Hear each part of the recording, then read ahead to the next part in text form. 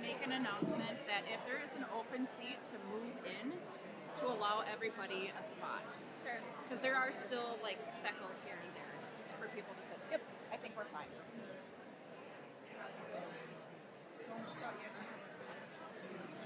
So she said, am I just going to read pictures and we'll play the video really fast and then we'll start. Okay, Does video that work? Yeah. Please take your seats. Video will come on. Ladies and gentlemen, please take your seats. If there's open seating, we do ask that you scoot to the middle to allow everyone to sit down. We'll begin shortly.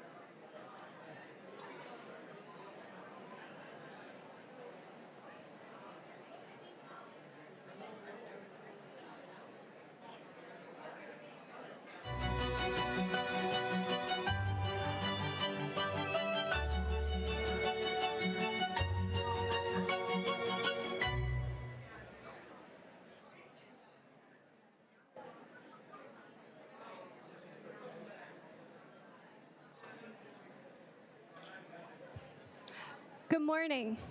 Soldiers, airmen, and distinguished visitors, Major General Menke, Major General Clybourne, Brigadier General Blomquist, Brigadier General Grashich, Brigadier General Begin, Brigadier General Horvath, Brigadier General Schaefer, Colonel Roweeder, Command Chief Warrant Officer Hami, Command Chief Master Sergeant Erickson, Command Sergeant Major Rost, Master Sergeant Horvat, retirees, civilians, and all guests. Welcome to the 10th Annual Women's Leadership Forum. We thank you for your dedicating time to spending it with your fellow service members and civilians to discuss women in the community. I am Lieutenant Wise from the 210th Engineering Installation Squadron with the 133rd Airlift Wing, and I am your Master of Ceremony. This year commemorates the 10th year of the Women's Leadership Forum since it began back in 2013 with a short break in 2023 as we move the forum to the month of March, which is also Women's History Month. I would like to recognize and thank Major General Sean Menke, the Adjutant General of the Minnesota National Guard, Major General Joanna Clybourne, Assistant Adjutant General of Minnesota National Guard, and the Executive Champion for the Women's Special Emphasis Council. The General Officers, Command Sergeant Majors, and distinguished guests, we thank you for your attendance and support of this event. We also want to recognize our gracious hosts for this year's forum, Medtronic. Their help and planning for this forum is immeasurable to the years past, and we are sincerely grateful for the time and effort that they have put in to help us. Also, thank you to each of you for supporting the Women's Leadership Forum mission through your attendance, and you are the reason that we continue to host this event and strive to make it valuable to all ranks and services. The theme for today's Leadership Forum is Women in the Community. As National Guard soldiers, we put on our uniforms 1 week in a month and 2 weeks or more per year to fulfill our obligation to the state and the Minnesota National Guard. However, this uniform does not define who we are in all walks of life. Rather, it is a small piece of who we are in each of us. We will explore how to preserve despite the obstacles we encounter, both at work and at home, and be inspired by stories from individuals who have done just that. You will have the opportunity to strengthen leadership skills by bringing awareness to the subjects of gender inclusivity and diversity. Often we hear about events like the Women's Leadership Forum. We assume that the event is intended only for women, which is not the case. Today, we hope to bring perspective to all participants about the important role both men and women play in creating an environment that is free from gender bias, discrimination, and inspire each of you to be a part of our community and continue to prevail through adversity in your careers. Each member of the Women's Special Emphasis Council gather, and a few brave volunteers take charge of planning the Women's Leadership Forum with input from the planning committee. Many days, hours, and a spectrum of ideas came through and together to produce today's forum. This year, we had the honor to team up with Medtronic and their planning committee, also with service members from both the Air and Army National Guard to plan out this event. In under 6 months, this event came to fruition, and today would not have been possible without the planning team, the Medtronic planners, as well as all vendors that have donated their time and effort for this event. We owe a debt of gratitude to our gracious host, Medtronic, for their generosity in sharing their facility and for their commitment to supporting the military. At this time, can all members of the Women's Leadership Forum planning team, as well as the Medtronic planning team, please rise.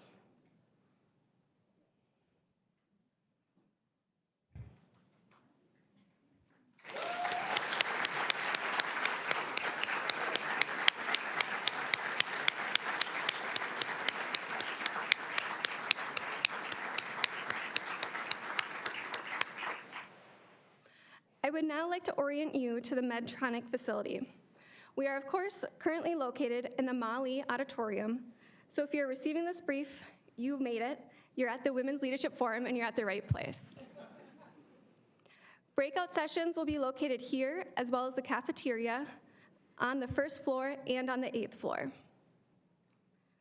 Lunch and the Army Speed Mentoring sessions are also on this level. If you have questions, feel free to stop outside the table, right outside those double doors.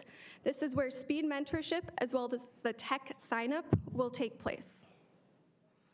Restrooms and lactation rooms are also on this level, and if additional lactation rooms are needed, please talk with a Medtronic volunteer to help escort to alternate locations. Signs, WLF, and Medtronic volunteers are around to assist in directing you to locations for breakout sessions, restrooms, and other facilities as needed. Please do not wander around the facility. Medtronic has one smoking location, so please utilize this and follow signs to that location. In your welcome packet, you will find today's agenda and a QR code for a map of the facility and information on our speakers and breakout sessions. If you need any assistance, feel free to ask one of our WLF staff members, as they can be identified wearing a purple lanyard. As you enjoy today's event, we encourage you to take advantage of our selfie station, as well as a photo booth where you can hashtag MNNG WLF24 when you upload your photos to social media. The Minnesota National Guard Public Affairs team is on site and will post photos from today's event on the Women's Leadership Forum Facebook page.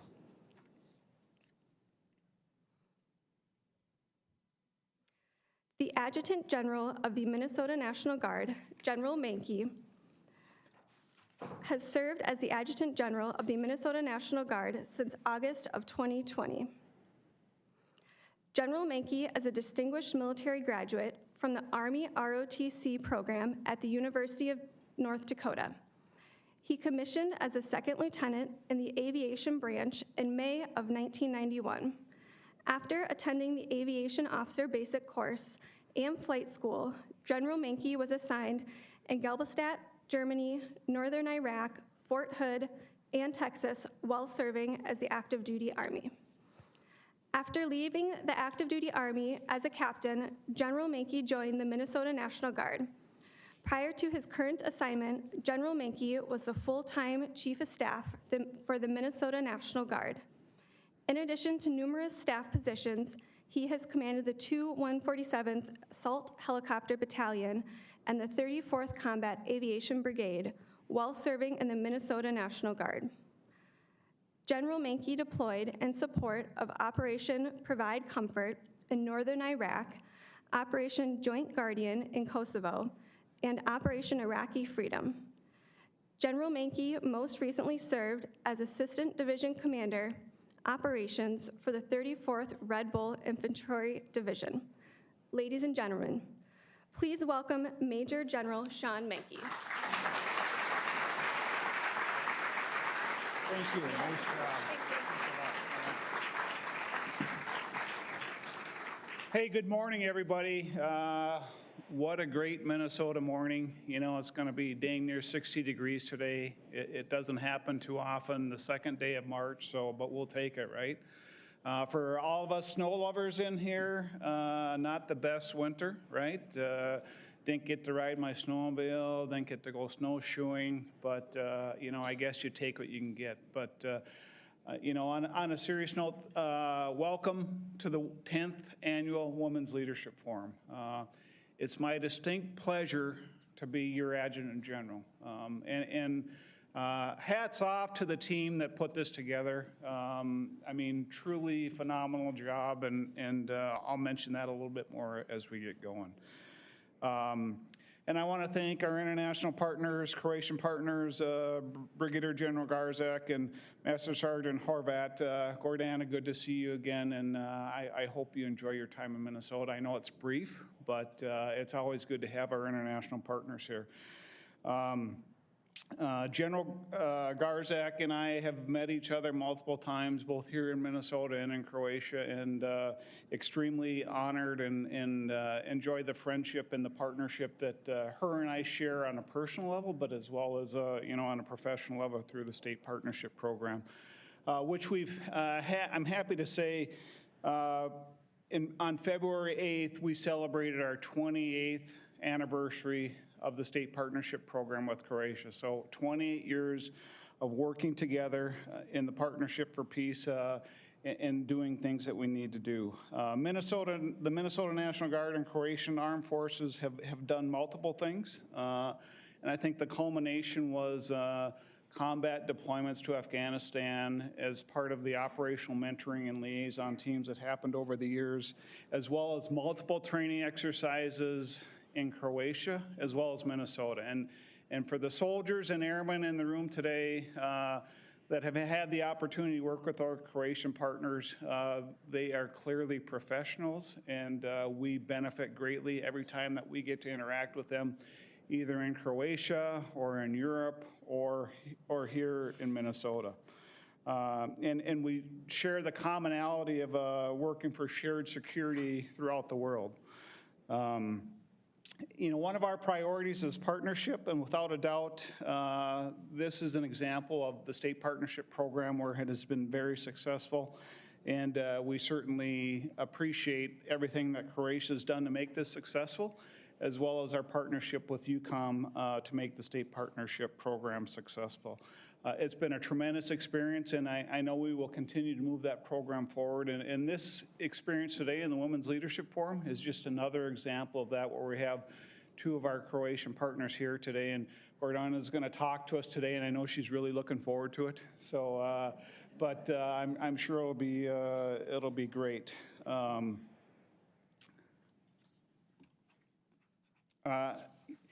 Former Secretary of Defense James Mattis reflected on the state partnership program and said, "It builds collective tissue and confidence in our partner nations, military to military, human heart to human heart." I echo that statement. Brigadier General Garzak and Master Sergeant Horvat, Havala for your friendship and your investment in our shared goals and our partnership. Another partner I'd like to recognize today is our host, Medtronic. Medtronic became a proclaimed Yellow Ribbon company in 2019 and is part of the extensive network of 80 companies and organizations across Minnesota that support our service members and their families. Medtronic, you are a standard bearer in your support of the men and women in uniform and by hosting this event today. We know that this is no small effort, and it took a lot of time and work to make this thing happen, and we appreciate it. The Planning Committee informed me that Medtronic's Vice President of Operation Innovations, Dave Wagner, I would add a former 4th Infantry Division captain and veteran, as well as the Senior Engineering Manager, Tom Lauken, who I believe is a Minnesota National Guard alum, veteran. Thank you. You were instrumental in coordinating this and making this event happen, so thank you very much, Dave and Tom.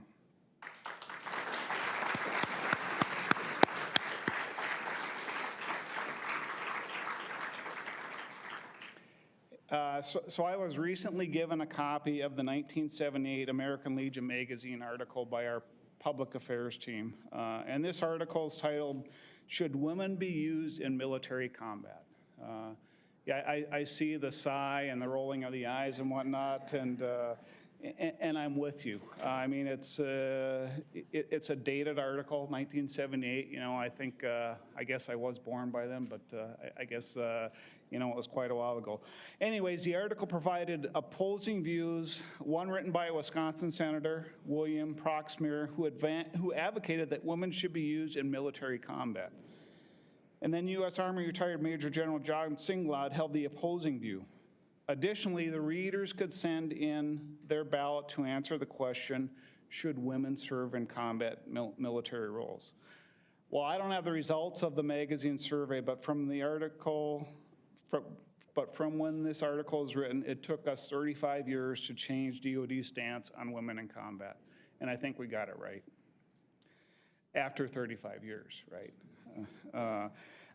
We all know change can be difficult, and we must be deliberate in supporting the female soldiers, airmen, and minorities in our formations. Our people are truly our greatest strength and our most valuable resource. They perform our mission regardless of their race, color, religion, sex, national origin, age, or if they even have a disability. And because they are valuable to the safety of our state and nation, we must invest in all service members through training and mentorship and provide them the tools and resources that are needed to support them. We must recruit and retain a diverse and inclusive population that is reflective of the population of the state of Minnesota for us to be successful. Why does diversity matter? There was a Harvard review that contains many articles about the benefits of diverse teams. And one such article from 2016 written by David Rock and Heidi Grant said, diverse teams are more likely to constantly re-examine facts and remain objective. They also may encourage greater scrutiny of each member's actions, keeping their joint cognitive resources sharp and vigilant. I think what that says is it's better if you're diverse. If we surround ourselves with all like-minded people of the same sex, of the same race, of the same religious beliefs, you know, we're probably going to get the same answer. Diversity helps us get to the best answer. The Minnesota National Guard has made strides since this first forum advancing women leaders in the non-commissioned officer, warrant officer, and officer ranks. I'll give you an example. In 2011, our Guard was comprised of nearly 8% women. Today, we're almost 22%. So thank you to the leaders who have gone before me and the leaders in this room today that have made that happen. And we still have a ways to go. We promoted our first female general officer in 2016, and 2 more followed shortly thereafter. We have females in positions for the first time in our organization, such as the 148th Vice Wing Commander and our own 84th Troop Command's Command Sergeant Major. And most recently, I had the opportunity of promoting Colonel Jen Beck Brown to be our first female staff judge advocate and the first female Native American to hold this position.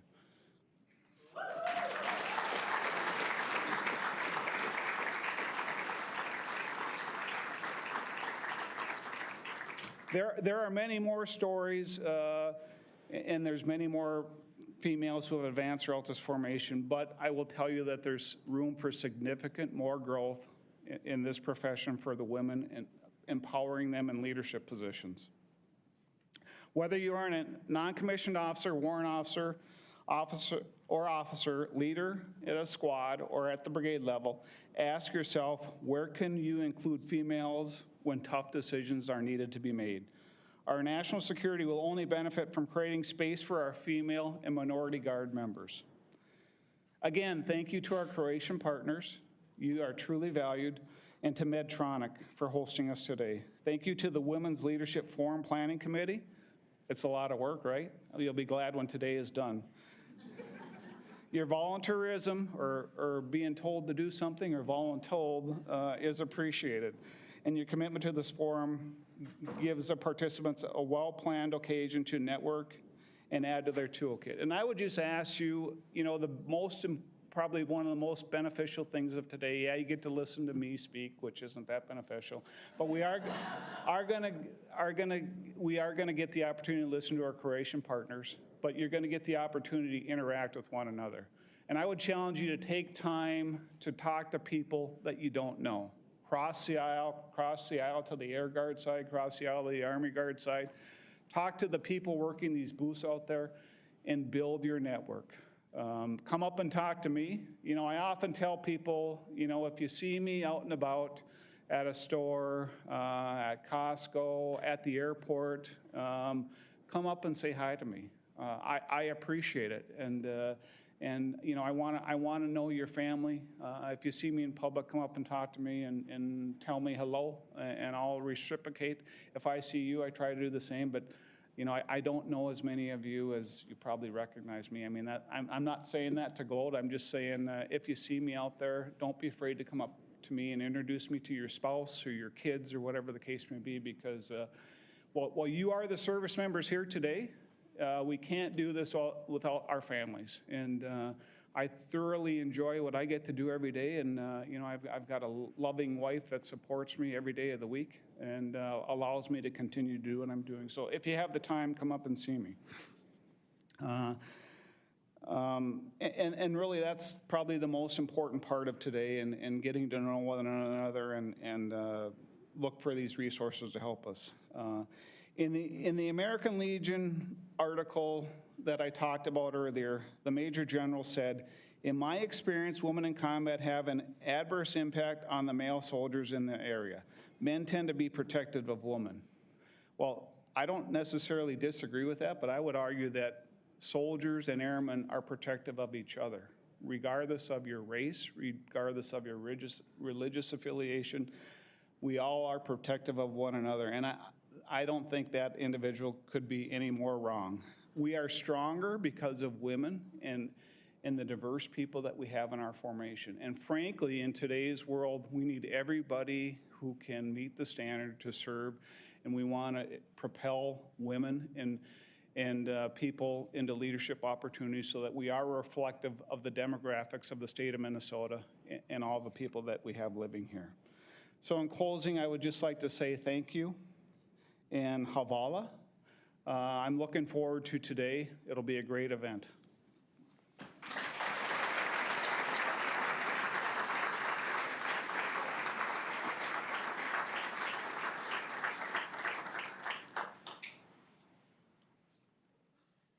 Ladies and gentlemen, I'd like to introduce Christy Einhorn from Medtronic.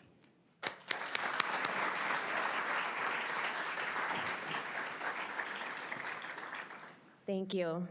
Well, welcome to the 2024 Women's Leadership Forum. I am the Chief of Staff and lead worldwide business planning within our cranial and spinal technologies team, advancing the quality of care for head, neck, and spine surgery patients. I am a wife and a mother to 4 sons, 1 in college, and 3 teenagers. I am also an Air Force veteran.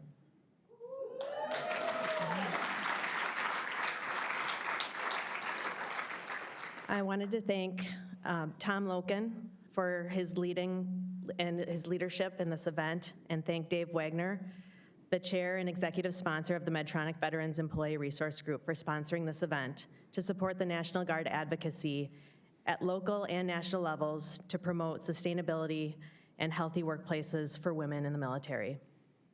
I think you can advance to just cover what I'm going to talk about. Is it frozen? Oh, great. Okay, so I'm going to cover these 4 topics. So you may be wondering what the Veterans Employee Resource Group is at Medtronic. So a bit about that, if you want to advance to the next slide. Okay, so we are a network at Medtronic, 1,000 members wide, made of veterans and allies of the veteran community that partner to recruit, advance, and retain veterans and military spouses. We advocate for veterans, military families, and allies, and serve our communities through volunteerism and mentoring with veteran organizations, as well as community outreach like Holiday for Heroes, Wreaths Across America, and Marine Corps Toys for Tots. What I have found at Medtronic is a sense of community within the Veteran Employee Resource Group. And I wanted to share a defining personal moment. As today's theme is surrounding community, I thought I'd start with what community means for me. Oftentimes, service members don't know how to respond when somebody says, "Thank you for your service."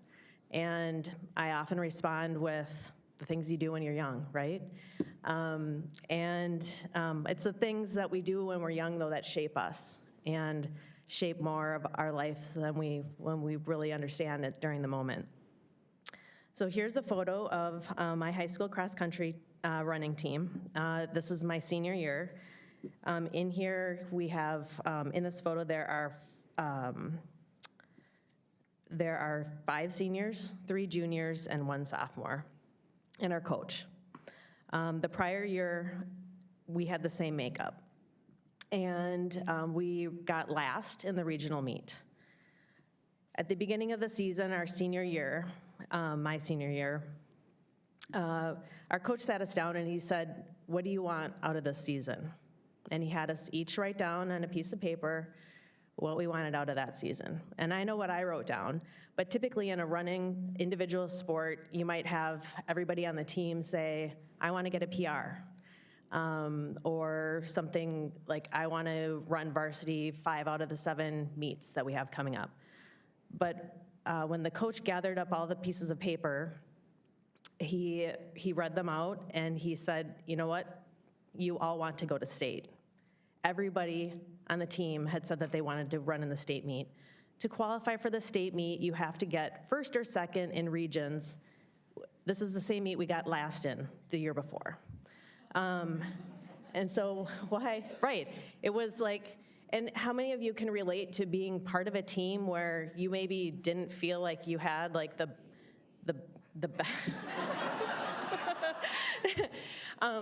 so we had the same runners, right? Like we had the same running makeup. The only part of that equation is you have to run faster. But prior to this year, we had been coached as individuals. And so our fastest runner was coached because that was the best chance of anybody making it to state. And so coaching this as a team sport was different. So the way you score in a meet is the lowest points wins. So you get points for whatever place you got in. So the best points you could get are your top 5 runners coming in 1st, 2nd, 3rd, 4th, and 5th, which would be a score of 15. So this coach, as a coach does, held us all accountable to our goal. He dropped us off 10 miles from the school and had us run back to catch the late bus, which you have to be going at a certain clip in order to make it back to catch that late bus. We all made it back as a team. He sat our top runner at one of our first meets because she missed a practice due to a dentist appointment, which she thought would be excused, and he was like, no excuse for missing practice. You're all gonna do this together. And together, we did it. We qualified for the state meet. We got 2nd in regions and were able to run the state meet that year. And so what this taught me was the power of teamwork and a unifying goal or mission. So fast forward to the military. If we want to advance the slides, maybe 2. Okay, so I mean, many of you know that working towards a mission and working together as a team, you can accomplish more than what you can on your own. And what I have in here is a photo of my ROTC classmates. And what we had was a common sense of, slide 8 there, no, we're good. So what we had was a common sense of service, and we had common values. So integrity first, service before self, and a desire to protect our freedoms. And so here in ROTC, and this was pretty rare in the mid-90s to have a class that had 5 women in it. I didn't think it was strange to be a woman in the military. It was something that I can't imagine doing anything else, and neither could my friends. And you're looking at 5 women that earned National Defense Service Medals for service during the 9/11 attacks and the military response, 3 moms of twins, an active duty Air Force colonel, as well as the first female pilot to fly an all-female combat crew in an A-10 Warthog into combat.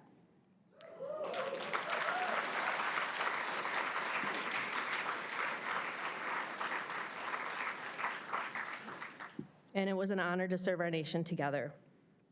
And this is quite overwhelming for me to see so many women in uniform.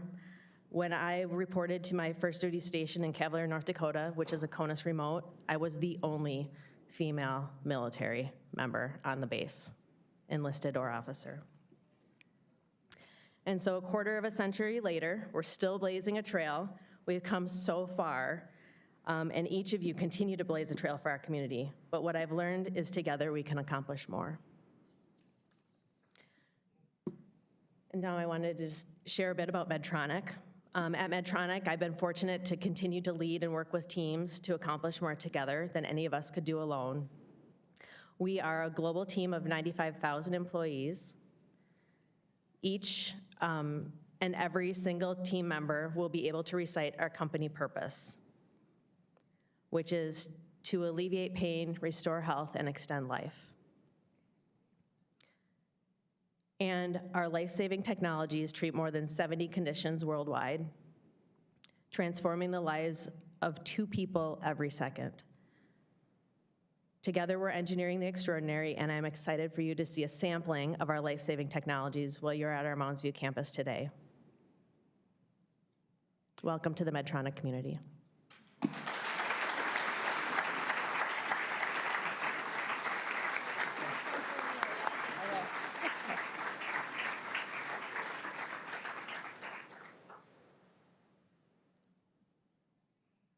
We're having some technical difficulties.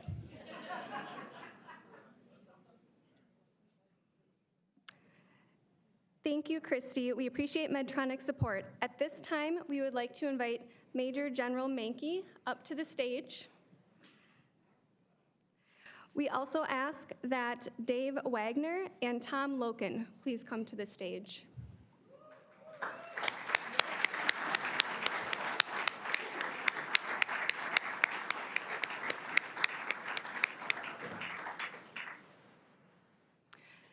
General Mankey will be presenting our token of appreciation for all of the help that Medtronic has provided during the planning of this event.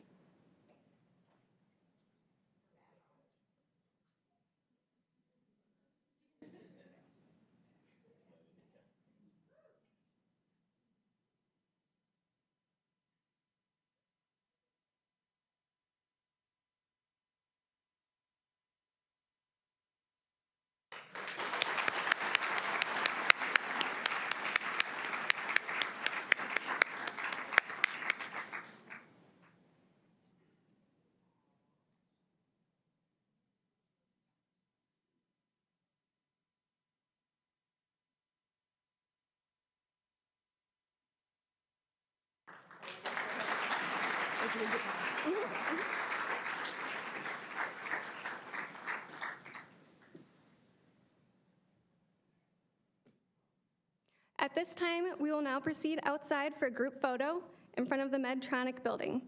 Please follow the WLF and Medtronic volunteers to the location. Please do not stop at the latrines or visit booths as we have limited time. No covers, no covers.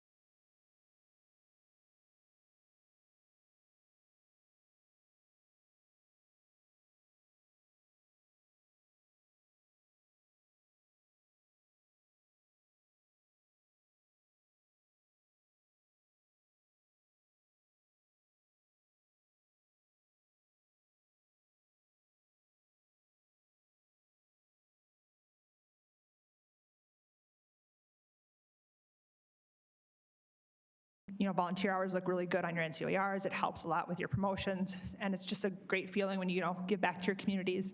So we asked all of them to come up and speak to you guys. So they'll provide some information about their organizations, what opportunities they have for volunteering, and then if you guys have questions or concerns or whatever you have, they will happily answer them for you. So I will send it over to whoever wants to start over there. Okay, can you all hear me? My name is Beth Moda. I work for the Minneapolis Police Department, as you can see. I've been there 28 years. Oh, this is my 28th year. I'm a lieutenant, and I am in charge of special events, dignitary protection, and police reserves. So that's the reason I'm here, is to talk about the police reserve program. So it is a volunteer group that comes in. They do a lot of events. They do help with every dignitary visit. Like last night, they were at the Polar Plunge. I jumped into Lake Nokomis last night with the reserves. So it's a great opportunity to give back. If you do live around Minneapolis, any suburb, there is an application process on Smartsheet. I do have some flyers here if you want to take one. We're always looking for people that are going into law enforcement, that are in, military, and it doesn't matter what stage you are in your life, you just have to be 18 years old. We'll take people that are retired, that want to come back and give. You do wear a uniform just like we do. The patch is just different. It just says Minneapolis Police Reserve on the patch. But they do a lot of, mainly events. You will learn traffic control. During the Super Bowl, I did the transportation piece with the National Guard. If any of you were involved in that, the reserves were also involved in that. So there's a lot of opportunities to do things. You do go through an academy. There's an application process, a background. You go through an academy, and then we'll send you out on events. You drive police cars, so you will have to go through like an EVOC course, it's called, Emergency Vehicle Operation Course. Then you learn how to drive the squad cars. You get to do that. So there's a lot of opportunities for people, and it looks good on your resume if you do want to be a law enforcement, if you want to go into law enforcement. It looks good that you volunteered, and it doesn't matter if you go into a different city. Of course, we don't want you to go to St. Paul, but I'll prefer you to come to Minneapolis. But it looks good on your resume, right, if you're volunteering before you're applying. And like I said, it doesn't matter what stage in life you are. We have reserves that are in their 70s, all the way down to 20. So it doesn't matter where you are in life, and you'll work with everyone. All right. Hi, can you guys hear me? Yes? Hello? All right. My name is George Battis. I'm the Community Outreach Coordinator for Team RWB based in Twin Cities. My supervisor, did ask, does anyone here know Chief Zervis, Dan Zervis? All right, less than 5. All right, I won $5. Perfect. All right. So basically, our organization is a volunteer organization. We're pretty evenly split, so we're actually about 60% civilian, 40% military, both active and retired. What we do is we basically help veterans get involved in the community through social and physical activity. So whether volunteering events, so we present the colors at the Twin Cities Marathon. We've just completed the Taji 100, which is our organization event for the month of February. So during the 29 days of February, each person who registered had to run walk, hike, ruck, whatever, 100 miles. So as an organization, we had over 40,000 participants in the Taji 100. We did over 2.5 million miles, and then we raised over $750,000 for various veterans groups. The nice thing about it is that you can basically volunteer on your own time. If you volunteer for one event, if you volunteer for every event, it's kind of what works for your schedule. It's also very family friendly, so if you have family, friends, it's really open to all age levels, all groups. It's a simple, just download the app online or register on teamrwb.org. If you're active military or former military, you can get a free t-shirt. It looks like this, except it's red. And so it really just, when you download the app, log in online, and then you'll be able to find the Twin Cities chapter, and then you'll be able to have a list of events going on. So we'll do things, we've done Feed My Starving Children events. We'll do weekly rucks or runs through either in Minneapolis, around the chain of lakes, basically anything like that. We just finished, some of us went down to Las Vegas to do the Las Vegas Half Marathon and 5K. So we met up with a group from Michigan there. So it's really a chance. I believe there's several groups that are actually just based out of some of the active military bases around the world. So that if you are based in Twin Cities, otherwise we do have a chapter in Duluth. We also are working on expanding the group in Mankato as well. So if you do have questions or things, we do have a table right across from the auditorium. Otherwise, just log on to teamrwb.org and just kind of look for an opportunity to volunteer for an event as well. So. Good morning. My name is Kurt Johnson. I'm the Metro Regional Director for the Minnesota Assistance Council for Veterans, more commonly known as MACV. If anybody recognizes me, I'm also still serving with you. I'm a captain in the Army National Guard, so that's why I wear this, but this is the civilian hat that I wear. Show of hands, who here has seen a veteran on the side of the road that says they are homeless? Show of hands, who here has seen one in their unit before? Regrettably, that is a situation that occurs. So our mission statement for MACV is very easy to memorize. We are here to end veteran homelessness in the state of Minnesota. What that means for us is that anybody who's done a single day of basic training are eligible for our services. So everybody, it doesn't matter if you've deployed, it doesn't matter if your federal status, our definition is anybody who is served, and so that we can provide a cacophony of resources from housing assistance, leads on employment, legal assistance, we have subsidies that we can execute. And so truly, when anybody in this room, if you do across somebody who's in your units that is still serving, I do recommend get your chain of command and the FRG involved, and third would be us. Because this is what we specialize in, is helping somebody through a housing crisis. And in volunteer opportunities, we are always looking for those as well. Some of the most popular ones that we have that we can offer is that moving kits. So some of our veterans that we house are literally coming off of the streets. And so when you're moving in from just a backpack of stuff and you move into your first housing unit, you're gonna want some comfort items. You know, something simple as dishes, dish soap, something simple as towels, or even a mattress, et cetera.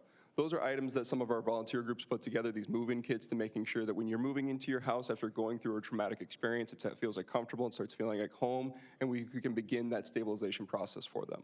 Other volunteer options that we have is that we actually own and operate several properties throughout the state. And sometimes those properties require some assistance and maintenance. One example is we built a ramp for a veteran who's in a wheelchair, so it made it more ADA accessible for them to be able to make in that transitional period of their lives. Other times it's as simple as building a fence so that the person who has an emotional support animal can making sure that they're letting their dog out safely. So we do have those ones. The best way to get involved, I will always push you to the website because it'll get you fastest connected with our volunteer coordinator, Laura Jensen. And so she can get you figured out what you're looking for and how do we get you or your group involved in some of the miscellaneous opportunities that come to state. But we're statewide. Thank you for having us. I'll pass it over to you. Yeah, thank you. So can everybody hear me okay? It's loud enough? So I'm Rachel Hammer, and I'm the Minneapolis VA Voluntary Service, now called CDCE, Center for Development and Civic Engagement Department. It's a big mouthful, but basically what we do is we coordinate the volunteer program at the Minneapolis VA. We also work with the Fisher House that is on site. We have 2 Fisher Houses, and then we also work with the Fort Snelling Cemetery with all of the Fort Snelling volunteers over there, the Memorial Rifle Squad. We also coordinate a volunteer program over there, so if anyone would like to do group volunteering, whether it's graveside cleanup, any sort of laying of the wreaths, we help with that program. So a little bit about our program. We have 800 volunteers across the state, but that sounds like a lot for our program. It's actually about half of what it used to be. It took a big hit during the pandemic. We cover the whole state across all the way from Twin Ports down to Rochester and Mankato. The largest part of our program is actually our patient transportation program. So that's driving our patients to and from our appointments, and it's a big way to have access to care for our patients. So if that's something that you like to do, if you like to drive and like to talk to patients and get to know them better within our program, it's a great way to get to know the VA system better. If you don't know the VA and would like to be introduced to it through our volunteer program, what we ask for our regularly scheduled volunteers is 4 hours a week, up to 6 months. But if you'd like to do something more on an occasional basis, maybe something more like group volunteering, we do group volunteering like outside cleanup. A lot of groups like to come in, whether it's like Medtronic or even groups that are just coming in with their friends that want to help out, do cooking. We have groups, veteran service organizations that do regular cooking for our families that stay at the Fisher House. The Fisher House is where families can stay overnight while their families are receiving care at the VA. So it's a really nice service that we're able to provide. So we do need a lot of volunteers for those that can do that. And we also work really regularly with programs like MACV. They do a great service to our veterans downtown at the Community Resource and Referral Center. We need a lot of volunteers down there. So we have a food pantry down there.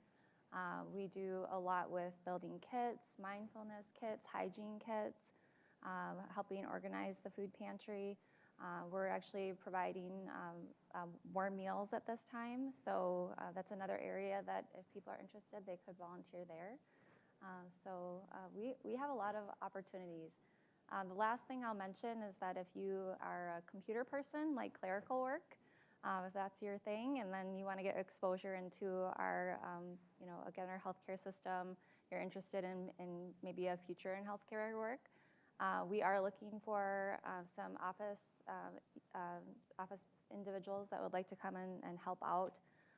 We would train you on how to do our systems, and you would help doing with patients getting checked in at the front. It's a really nice way to have connection within the clinic, get to know the clinics, and become part of a team. So we really just look for what resonates with you. We have also a shadowing program if healthcare really is something that you're looking, and we can pair you up with a medical professional, which isn't technically a volunteer position. It's more really getting you exposure to the area of healthcare that you're interested in. So that's all I have. You guys, some great opportunities here. How many of you know what this is? I love it. So I'm with Feed My Starving Children. We pack meals. We put together vitamins, veggies, soy, and rice. And we do that via volunteers who come in and help us pack meals. We send those out around the world to over 105 countries. And every day, 1.2 million meals are packed by volunteers like you, and they go out all over the world. We have about 215 distribution partners in those countries who actually distribute those meals for us. We don't actually hand the meals to anybody unless we have the luck of doing so. But we do that around the world. We do that every day. We have about 5 sessions. Sorry, I'm about to fall apart. Every one of our locations, we have 3 locations here in Minnesota, in Eagan, Chanhassen, and Coon Rapids. And then we also have mobile packs that are all over the area, probably anywhere you are. And you can go to any one of those, and usually 5 times a day from about 9 in the morning till about 8:45 at night, we'll have sessions. They take place in about an hour and 45 minutes. I personally will guarantee you will not spend an hour and 45 minutes anywhere else and have more fun and feel more pleased with what you just did than what you did with Feed My Starving Children. The type of impact you have, the opportunity to make, I'll just illustrate briefly.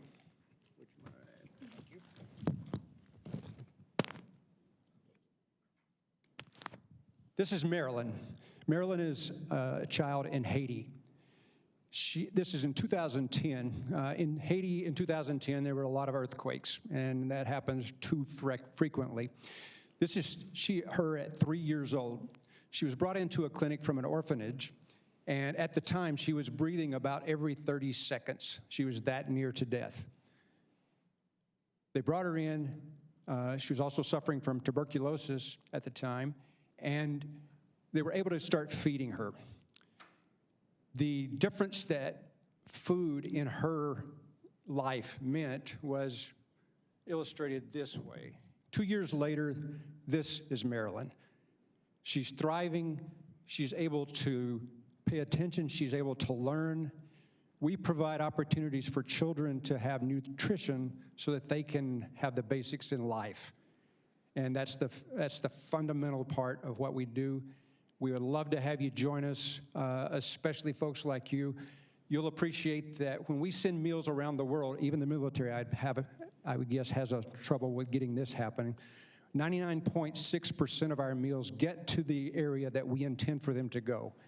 And that doesn't happen alone. We believe that God has a lot to do with that. But That's what our success is. And about this year, we had about 460 million meals that went out around the world. Come join us for a couple hours. Thank you. Good morning. Can you hear me?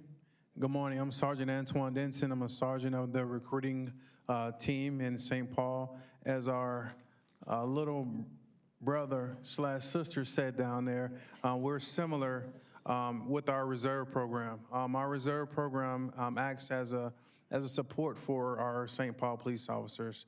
We assist with traffic. They assist with not only recruitment events, but also marathons and different events like Safe Summer Nights, different things and community events around the city. So our reserve program, again, is a support system for our St. Paul police officers, and anything such as traffic, maybe a critical incident or something like that where we may need to free up some police officers to assist with answering additional calls. Our reserve may direct traffic or kind of hold a scene down for officers to go out and assist our citizens. We also have a chaplain service that provides support for our police officers. That is an additional volunteer services that is extremely beneficial to law enforcement officers, even as citizens as well. There may be a certain situation where citizens may need a chaplain services. And again, those are chaplains that go out into the community and assist as a support to St. Paul, to the city of St. Paul and their police officers. It's kind of all that I have. Again, I'm a recruiting coordinator for St. Paul. We have an open panel, or the portal is open right now for St. Paul police officers. So if you have anyone that's interested in being a police officer, come to our table and we have literature to pass out. Thank you. Hi, can you hear me? Okay. I'm Chris Magnuson. I'm probably a unicorn in the group here. I'm a Marine Corps veteran. I'm involved in a lot of different veterans groups that I do all kinds of different things in, because my hobby really is kind of planning things. So I like to plan things, and I want to plan what I want to plan. So I find a group that is in that niche and I work with them. I'm here today really to talk about WVI, the Women Veterans Initiative. It's actually been around since 2008. We kind of went on kind of pause after COVID. A lot of organizations had some issues then, and we're coming back to life now. Our mission really is to provide advocacy, wellness, and outreach for women veterans. And that includes women veterans, service members, reservists, and of course, the Air and National Guard here. So we consider all of you women. There's a lot of men in the group here today. The women veterans here, even though you're still serving, we consider you part of our group. Even though we have veterans in our name, we want you to know you're included in what we're doing and what we're thinking. Like I said, we're coming back to life, so we have a lot of big dreams and goals that we want to do. We want to be at events like this. We want you to know about us. We want to be able to network with you, to provide you opportunities to connect to the resources you need and opportunities to get involved. We're also looking at planning our own events, having retreats and building off of, there's a group in southeastern Minnesota that has a retreat every year. And up in northeastern Minnesota, there's a group of women veterans up there that's a really strong group that if you live in that area, reach out to me. I'm out at the table out there. But they also have retreats up there. They get together monthly. We want to build on all these things that are starting across the state again. We also have many of the members that are really active in the group, bringing the leadership forward again, are members of the DAV, the VFW, the Legion. We have VA employees, we have MDVA employees. So we've got a lot, and even though we're all in unofficial capacity, we're not on official capacity, we're volunteering with the groups. But we bring a lot of knowledge and experience and connections to the organization. So that's really what we want to be involved in. One of the things WVI had done in the past is the Women Veterans license plates. If you see those around, there's at least, there's an article on the MDV, or the Minnesota Department of Motor Vehicles page that there's like over 3,000 of them on the street already, and that was like 3 or 4 years ago. So it's always fun to go to an event and look around and see all the women veteran license plates out there. We also have a very active Facebook page and Facebook group. We put out a lot of resources. We promoted this event out there. We want to connect people. We want you to be active in the community. We want you to be healthy, and being involved and connected really gets away from that isolation and that suicide risk. So, that mental health is really a big piece of what we want to do too. So we have big dreams, big goals. We're looking for people who are passionate and want to lead projects, and people that just want to volunteer and be there, be at the tables out here. We've got the I'm Not Invisible display that's been around for like 5 or 6 years now, and it's an amazing display, and we've got it, and we'll bring it out to, if you've got something going on at your unit that you want to display that, or the businesses you work with, organizations, schools, we'll be happy to bring it out there. It's like 30 photos altogether, but we can break it down to smaller depending on the space that you have available. So it's a teamwork, and we just want everybody to be involved. If you don't have any plans, tomorrow morning we're having breakfast at Fat Nat's Eggs in New Hope at 10 o'clock tomorrow, so you're welcome to join us there. You undersold yourself. She's part of the Beyond the Yellow Ribbon too, so she is super active. So I'm Stephanie Hurd. I am with Beyond the Yellow Ribbon. I am the community outreach coordinator. And feel free to bust in on anything, okay? So there's 2 different sides to Beyond the Yellow Ribbon. There's the company side and the community side. How many of you have been deployed? How many of you received a care package? Anyone ever notice where they came from? Beyond the Yellow Ribbon likely had a tie to it. Our partner at Hugo, Beyond the Yellow Ribbon, I think up to date, he's sent 2 C-130s full, cargo-wise, and 2 deployed soldiers. So that is just one of the things that we do. There's always opportunities. There's about 50 active communities throughout the state of Minnesota. So there likely is one in your neighborhood for you to get involved with.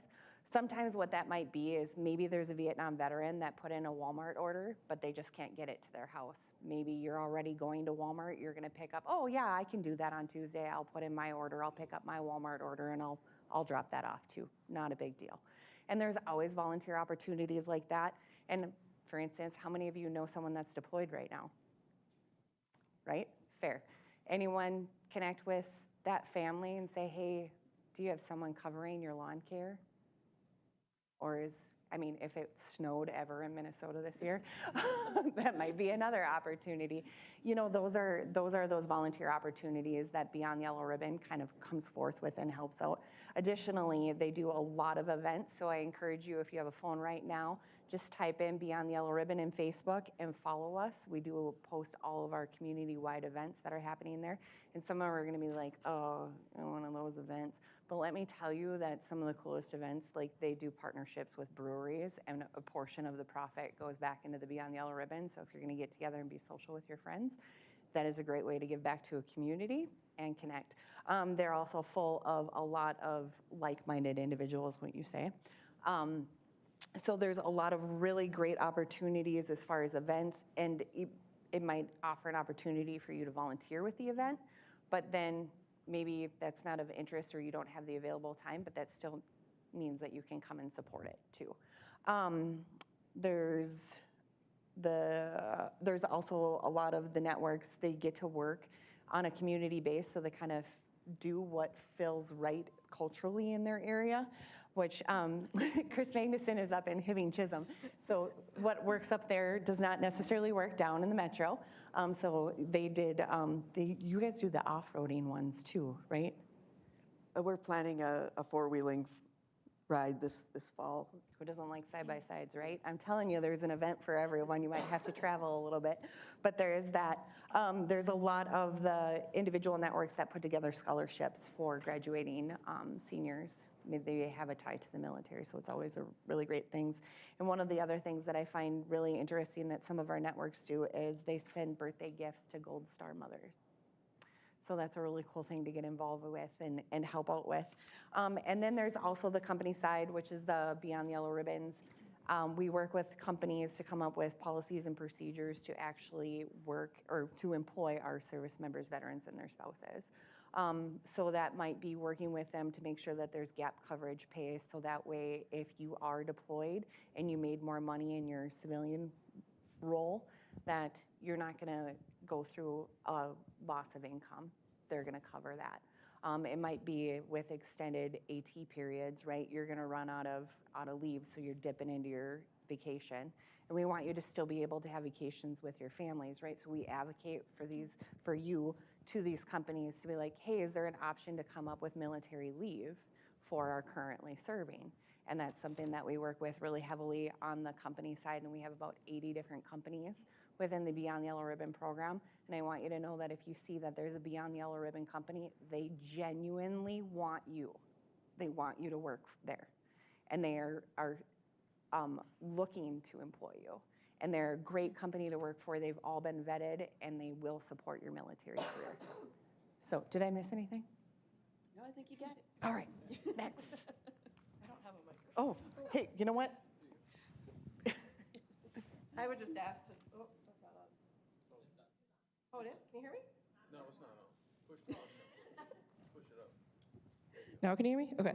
Sorry, I was just asked to join this panel about 10 minutes ago. So I'm happy to share what I have, but yeah, so my name is Jenna Grain. I am here today from a nonprofit organization called VRP, which stands for the Veterans Resiliency Project. I just recently retired from the Air National Guard up in Duluth. Oh, thank you. Yeah, I have some fellow 148th people in the audience, so they're biased.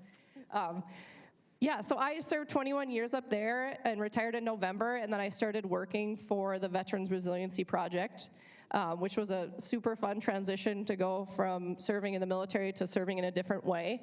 I've always had a servant heart, which I'm guessing a lot of you in the audience do too, that you're at a volunteer breakout session.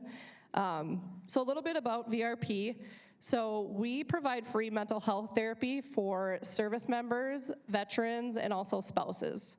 So we have about 50 therapists throughout the state of Minnesota, and all of our therapists are licensed therapists that do a specific kind of therapy called EMDR. How many of you have heard of EMDR? Yeah, I love to see that more people know about it. I had never heard about it last summer, and I've learned so much about it and just the effectiveness it has for trauma and any PTSD. You know, a lot of times when we hear the word trauma, we think of, you know, being in a combat zone or, you know, getting shot at or, you know, going through something really traumatic in a big way. But really trauma is something that we all have. You know, whether it be a divorce or a loss of a parent or a sibling or, you know, we all have different things that we go through that are hard. So we're really passionate about getting free mental health therapy to service members and veterans. We're a little bit different than if you went through like the VA or a vet center. Our eligibility is, you know, we see veterans as any service member. Like someone had said earlier, if you go through basic training, you're considered a veteran in our eyes. And so we, you know, our eligibility is you basically have to show us a DD 214. And then you also have to be a Minnesota resident. But yeah, we're just super passionate about really changing the stigma of PTSD in that it's not a weakness to look for help. You're actually a strong person if you are out there and asking for help.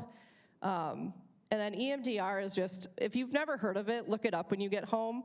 It's really fascinating what it does. A lot of it is neuroscience. So if you've ever been through any kind of trauma in your life, you know, you store that memory from that trauma in your brain. And what EMDR really does is help you to, your brain to reprocess that memory in a different way. So when you think about that memory that was traumatic, it might not be as disturbing to you. So I just started doing EMDR myself, and it really has changed my life. So yeah, as far as volunteer opportunities with us, you know, we're always looking for more therapists. So if you know any licensed therapists that are EMDR certified, we would love to talk with them to join our network. Otherwise, you know, just like the rest of these people, we do different events throughout the year. We're always looking for volunteers. If anyone is passionate about mental health for veterans, we're always looking for board members to join our board. We have a lot of veterans like myself on our board. Yeah, and then just kind of telling people about us, because we've been around since 2015, but we really, in the last couple of years, have really been getting out to different communities and vet centers and bases to really make sure that people know that there are different avenues for getting free mental health. So, yeah, thank you. Nailed it.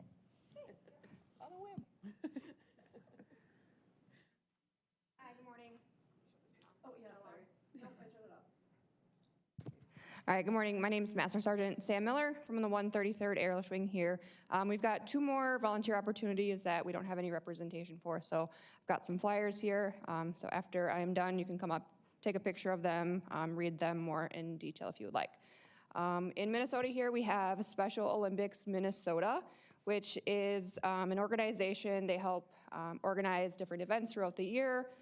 Some of their organized events that they've done is the polar plunge, track and field, bocce ball, things like that. There is a contact here for Emily, who is their volunteer coordinator. So if you're interested in getting involved in any of those events, please feel free to come up and get her information off of here. And then this second organization, I think it's super cute. I have experience, I worked in a nursing home for about 6 years, and I have just a passion in my heart for the geriatric population. So this organization is called Friends & Co., and it's for meaningful connection for older adults. So some of the things they have here is to be a coffee talker, to be a phone companion, or be a visiting companion for some of the elderly. So the coffee talker, you can pick like a 4-hour shift, and then any of the coffee talkers, so the elderly, they can call you and just chat with you, whether it is encouraging, just listening to them, just have some conversations with them. It gives them someone to speak to. A lot of times the elderly, what they suffer from is depression due to feeling alone. So that is one of them. Also the phone companion, kind of the same thing. And then be a visiting companion is going to visit some of these elderly that are signed up for this. So I think that one's really great. But if you want any more information on that, there are different phone numbers and organization for the website on here for that as well. So if you're interested, I have these if you want to come and get that information.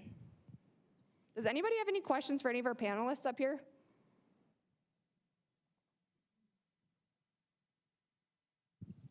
Quick comment and then a question for the panel. First of all, I just jotted some notes down. Big question was, why volunteer? You're speaking to a group of folks who volunteer to serve in the National Guard, right? And I will just tell you this. There's a lot of reasons to do it for folks in the room who are wondering why they should do this. Like you're already serving. But I would tell you this, the community needs us. I mean, we serve, but the community sees us wearing uniform as leaders just by nature of what we do. And I think what I found over my years of volunteering and getting involved is that they need folks like us to make a difference. And I would challenge you in terms of how you look at volunteering. It will redefine your service as you know it today, and I mean that deeply. I will tell you, the last 20 years for me personally, serving and wearing uniform has a complete different meaning since I got involved in my community. And I know we ask a lot of everyone in the room because we're busy with your weekend. Some of us are full-time. Some of us wear, 2 different hats, a civilian career and a military career. But it is so much richer. And I promise you, if you decide to get involved with one of the groups on the stage here in front of you, you'll learn something about yourself, about the community. It'll redefine why you wear the uniform every single day. You'll learn about yourself. And I would tell you this, when your soldiers and airmen see you stepping up and going above and beyond, it'll resonate with them, right? And it becomes something you want to do, and so you'll emulate that character you want to show your service members as well. So think about that. Maybe do an organized trip with your team to do something with your group here on the stage. But think about it. Nonprofits, they need you. And lastly, I would tell you this, think about what fills your cup every single day, all right? And think about what it means to live life with purposefulness, being purposeful. And so I challenge you today to consider this opportunity to step up. Question for the panel is, what have you seen in your years involved in nonprofit in terms of the generation of folks that are stepping up now to volunteer? Do you see, is it Gen Z stepping up? Is it Gen X? I'm just curious what you see in terms of trends and who is stepping up and saying, I'll do more? Anybody can answer that question. So what we've seen on the Beyond the Yellow Ribbons is there's kind of that older generation of volunteers, but they're getting to the point where they want to actually retire, like retire. So I think that what we've seen as far as like the new recruits coming in is some of the older millennials, because they're at a stage in their life. But that's also a really great opportunity to get involved, because that means you get to bring in new ideas too, right? So as there's that transition of volunteers, you get to bring your ideas forth too. So For us at Feed My Starving Children, we go from 5-year-olds to 80 plus. And if you're in a facility during the day, you're probably going to see a lot of those 65 to 80-year-olds. Some of them may be just putting labels on one of these bags. We have one task, it's a sit-down job, where people come and actually just sit and put labels on the bags for us. And then probably most of you and most people come to us because their kids came through their school program and they came to Feed My Starving Children and they volunteered that way. I will also throw out one other thing to you. For those of you who are leaders in your groups or your battalions or whatever the right word would be, I have a consulting practice on the side too, but I facilitate team building sessions with groups that want to come in, and in an hour and 45 minutes, we'll spend a little time up front talking about what your goals are for your team building event. I'll be there facilitating during the session with you, and we'll orchestrate it a little bit to fit your goals. And then afterwards, we'll spend some time, however much time you want to spend, debriefing and talking about it. It's a great opportunity, the dynamics of a team building event and working together as a team to do something that's productive, as well as some competition, some live energy. There's usually music going on in the background. And for groups that compete, and you guys probably wouldn't do that, but it's a great opportunity to do that. So talk to me if you were interested in something like that, and I'll give you a card, and we could also do that. And that's totally free. That's just something I believe in. I can attest for, as law enforcement goes, most people want to maintain a good quality of life, but everyone has a say-so on what the police should be doing. So the ones that we have volunteering with law enforcement are the ones who actually want to put an action to that voice. You know, one thing we see always on the news is law enforcement do this, law enforcement do that. And in order to make the biggest impact is programs such as being a reserve police officer. That way you're already wearing a uniform, so we already know that you have the capability to receive instruction. And that's the hardest part about being a law enforcement officer, is receiving instruction and go out and do the task. Law enforcement needs you guys every single day. Again, you're already wearing a uniform. Put on one more uniform and help the cause, because we need you. Every single person out here should look at your local law enforcement agency and see if they have a reserve department or program in your cities. All right, thank you. So many of us have security clearances. Is there a relationship with the National Guard so that they can? We do have a relationship with the National Guard. I am actually a part of Army Pays. And so if you look me up on Army Pays, you know, we can set you up, whether it's, and also you can take my business card. I can set you up with a QR code where we can get you an application, where we can get you in the system. But the security clearance should not affect anything moving forward. So I will say, I'm a reserve officer for the city of Prairie, and they do need people like us in uniform helping them out. It really is another set of eyes, another set of hands out there for all the officers to do the job.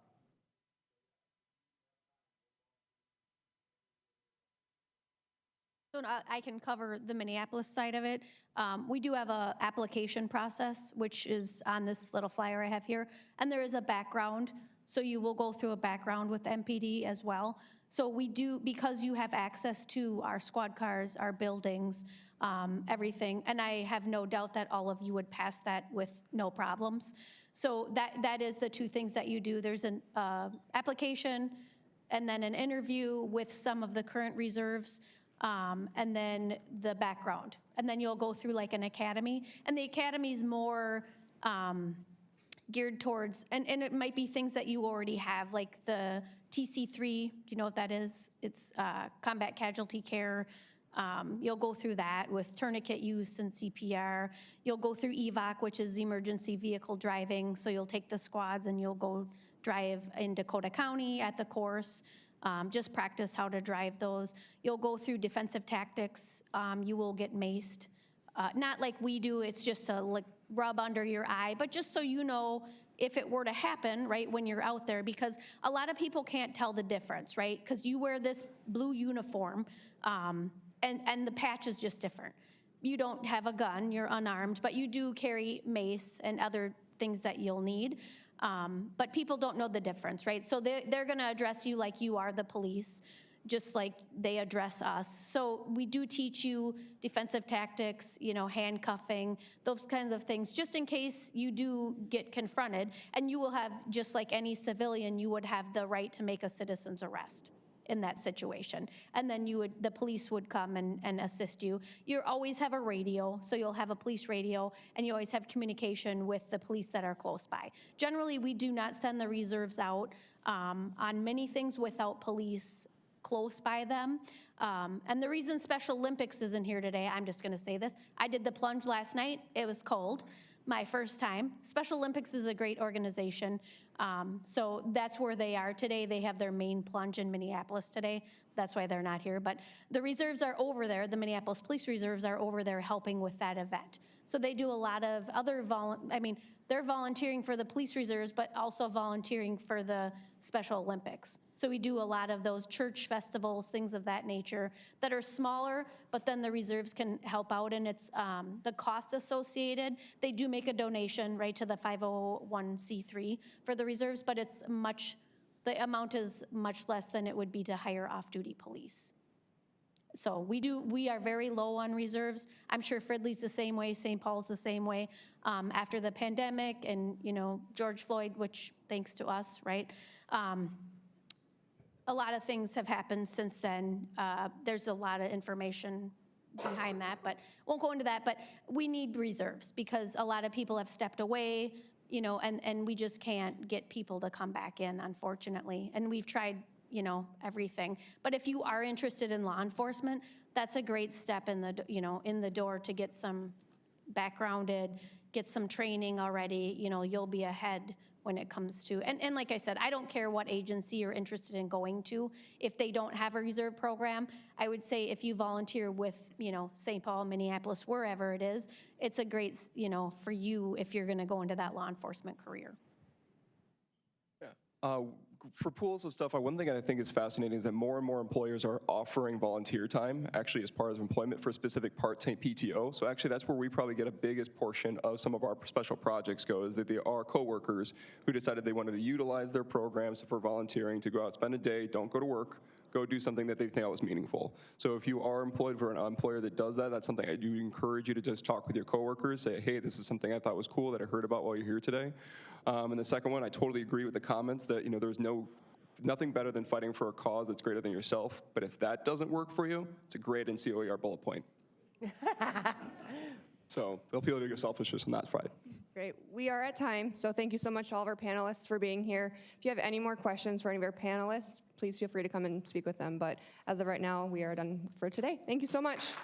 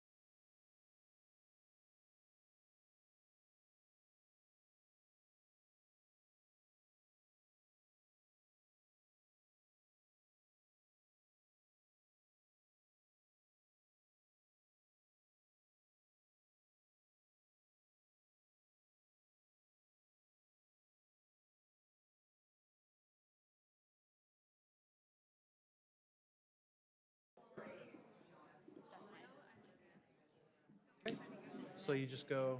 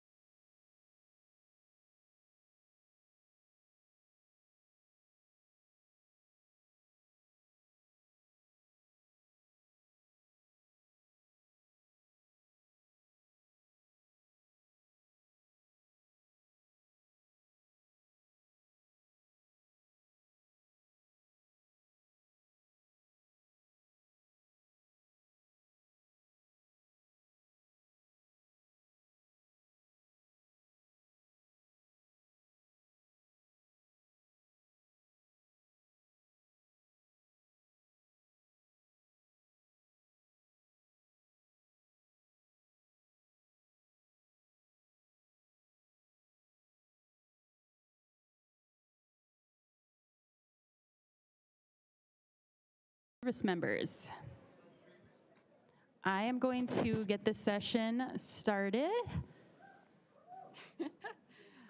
I wish it were a party. It sounds nice now that we're energized from lunch, right? Or maybe more sleepy, I don't know. So my name is Master Sergeant Desiree Smith, formerly Erickson, for some of my 148th members that I know that I'm seeing for the first time in like a decade. And I've been in the Guard a little over 18 years, did my first 8 years up at the 148th Fighter Wing, and now I serve for the last 10 at the 133rd Airlift Wing. My military career is really boring. I've been a maintenance management analyst the entire 18 years I've served. Yay.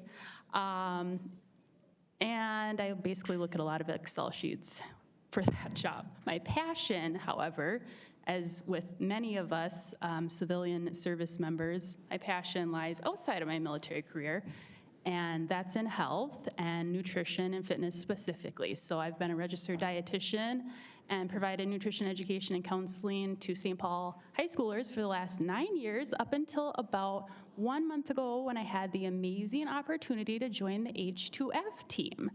So I'm imagining a lot of you have at least heard of H2F. Raise your hand if you have. Cool. But for my air folks, like I had never heard of it until this job opportunity. So one thing about my presentation is I just want you to know that these resources exist, and I have a few slides for you on the H2F program. My role is the program developer. And then, like I said, I'm also a dietitian, so I do some speaking about nutrition, which is my passion as well. All right, here is my outline for you. I'll give you just a brief overview of the H2F program, and then we're gonna dive into community as our word and our theme of the day, right? So we've heard some about community already. Well, I'm gonna tie that into how it relates to holistic health. And then we're gonna talk a little bit about the importance of social connectedness. And I've got a video and an activity for you, so you don't have to listen to me talk the whole time. And I hope you'll take something out of those things. So, holistic health, for those of you who were just in Lieutenant Colonel Carlson's presentation, you learned a little something about holistic health. For many of you in healthcare, maybe you're familiar with holistic health. For those of you who maybe have never heard of holistic health, it is looking at the whole person, like the word sounds, holistic, the whole person. So not just our physical symptoms, but like our mind, body, and spirit all connected. So this H2F program was developed by the Army. Here's the wonderful publication if you have some time for reading. And like I said, many of my air people don't know that this program exists, but in the Minnesota National Guard, we have state funding to spread this program across all of our services, which is why I'm super excited to be in the role that I'm in to help with that effort. And basically how this came about was that for the last couple hundred years, Army has been doing things a certain way, right? And focusing a heck of a lot on the physical fitness aspect of our health, right? And obviously that's important as service members. But what's also important are all these other domains that influence our physical health. So This is a really high-level overview of holistic health, and it's not the purpose of my presentation today to go deep diving into each of these domains. What I would tell you, well, when I was reflecting on holistic health and just how to make it more relatable, I'm a mom of a 9-year-old boy. I've put a lot of batteries into a lot of things over the last 9 years. So what popped into my head was these domains are like the batteries of an RC car. Okay, so for those of you with boys, I know you can relate. Or whatever battery-powered thing you want to relate this to. But you've got the 5 batteries, and so the kid's driving the car, having a blast. It's going like super fast, and then it starts to slow down. And obviously it starts to slow down because one of those batteries is starting to get drained, right? Well, that's the story of our lives, right? So we've got these 5 domains: mental, spiritual, sleep, nutritional, and physical. And these are the domains as defined by the Army doctrine, right? And there are many other models for holistic health if you do a Google search out there, right? But really, these 5 batteries need to be charged for us to feel our best. So that's my analogy for you. And here's the slides just showing some of the elements of each domain. But really the big message that we're trying to communicate is that really we cannot be wholly well unless all of these domains are addressed and tended to. Now, within these domains, though, community, or actually the Air Force highlights is one of our pillars of Airman Comprehensive Fitness. If the Air folks are familiar with that, we actually highlight, we have a social pillar. This model doesn't highlight that, but I would say it falls into our mental and spiritual domains, our social connectedness. So, so these slides, my boss, who happens to be in the room, mandated they're part of all presentations. So here you are. I kid, but it's also, some of you might find this interesting. Just if you view on the right there, our little column, I think that's your right, yep. This is where we fall officially under all the other preventative and support services available to you in the state. And then if we break that down, this is our wonderful, what we call the dream team that's now of 7. Again, I've only been a part of this team for 1 month, but the other members only a few months more than that. So we're really in the infancy of developing our resources for you. So look for a lot of great things to come. But what I want to highlight that probably a lot of you don't know we do have to offer, and what I think is maybe one of the most valuable things, is that we have a team that is available to do one-on-one consultations with you. So Miss Amber Boyens, I don't know if some of you were probably in her session too, registered dietitian with a heck of a lot of knowledge and experience working at the VA. She was my former preceptor, side note. Anyway, she is amazing and available to meet with you one-on-one, and the same with our fitness consultant, who doesn't happen to be here today. Ironically, as I was looking at our chart, the half of our team that's male did not make it here today, and that's not because they don't want to be here, it's because they have other engagements. But anyway, I will have a slide on how to get a hold of us at the end as well. Okay, transitioning into the concept of community, a word we all know and probably means a little something different to all of us. When I started thinking about this presentation and what I wanted to share, I actually didn't anticipate it would stir up a lot of things for me, a lot of emotions. The word community, first of all, I was like, I'm no expert in community. And then I realized my first degree is community health promotion. Community, wow. That feels like a lifetime ago. But anyway, community, I also worked for Minnesota Community Care for the last 9 years, which is a federally qualified health center that offers free care for St. Paul. So community, I actually have been a big part of many communities, as we all have, right? And I have on the slide the textbook definition. Sometimes community is just like, hey, where we live. So I'm by default a member of the community of Egan, right? Sometimes it's actually something intentional. We all joined the Guards, so I have to think we all have something in common. What led us to join might be a little different, but we do share certain things, right? So we are a community, yet it's interesting when you think about the Guard community, our unique structure and how spread out we are. So most people in this room don't know everybody in this room, yet we call ourselves a community, right? Or we want to foster that sense of community. So the question on the bottom here, I think the important thing to think about as you think about the various communities you're involved in, which we'll get into more too, but really, do you feel supported and connected to that community and with a sense of belonging? Because that is the key to wellness. And I think a lot of times we do say we're a member of XYZ community, but we don't really feel connected with that community. And heads up, at the end of this session, we're gonna have a chance to connect and build that community. So heads up for the introverts in the room.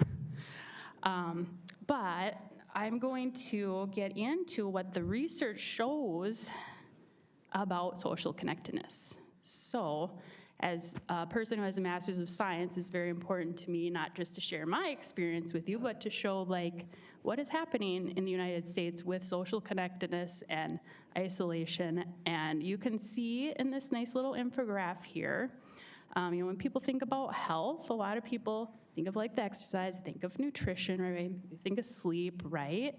But even for me, when I was researching this, I really didn't think as much about the profound impact that our social connectedness has on our health.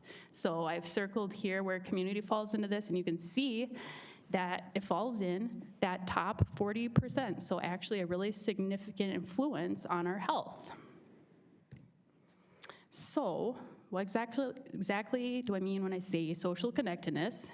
Why is it so important? And I'll just read this for you. When you feel like you belong and have the support and care you need, as well as the number, quality, and diversity of relationships you want, this is what's known as social connectedness. And I think when I thought about that for myself, that really has ebbed and flowed throughout my life, as I imagine it has for many of you.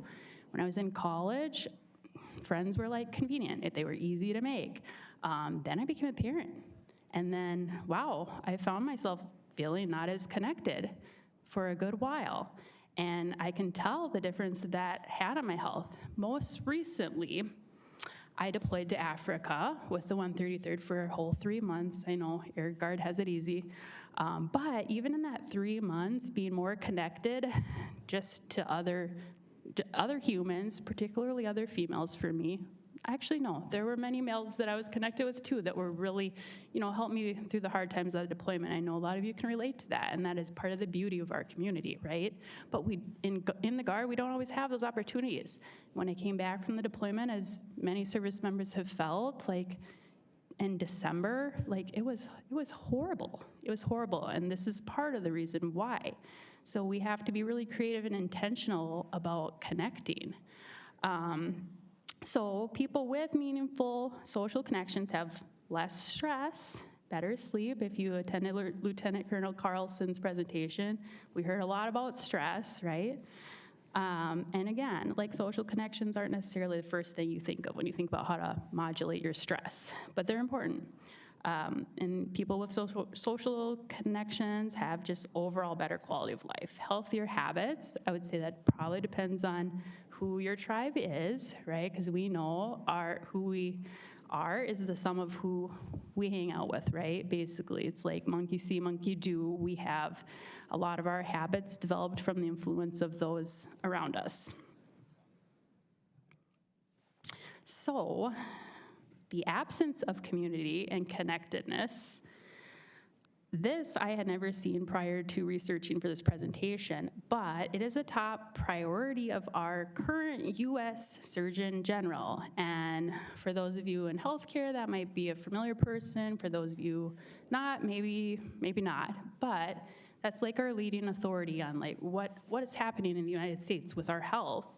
And so again, another publication, should you have interest in this topic, I found it very interesting. And again, I'm just gonna read a few things that I gleaned from it. So social isolation is now such a problem that it's considered an epidemic that poses serious health risks affecting millions of people in the US. And this publication, actually the research on it was done prior to the pandemic. So we know it got worse during the pandemic, but this was an issue before that, just to note. And also, like many of you might know, like we can have thousands of online connections and friends on Facebook and Instagram and whatever, and we can still feel lonely and disconnected. So in recent years, about 1 in 2 adults in America reported experiencing loneliness. And yep, I touched on that. So, sorry, 1 second. Okay. Loneliness and isolation increase the risk for individuals to develop multiple mental and physical health issues. And again, when I was researching this, the mental one seemed obvious to me, right? This picture is kind of what we think about when we think about someone being lonely or isolated, right? But if you look at that little infographic on the bottom right, social isolation, per the research, increases the risk of physical ailments too, dementia, stroke, and our leading cause of death in the United States, like heart disease. So, again, just building you up for like, what is the importance of making that effort to be connected and to connect with one another. Interesting fact, lacking connection can increase the risk of premature death as much as smoking up to 15 cigarettes a day. That's a pretty profound statement, I would say. And given the consequences of loneliness and social isolation, again, why this is a priority for our US Surgeon General, addressing loneliness is considered as vital to protecting our health as addressing obesity, tobacco, or addiction. So you kind of have a sense now that connection is powerful and it can improve our health.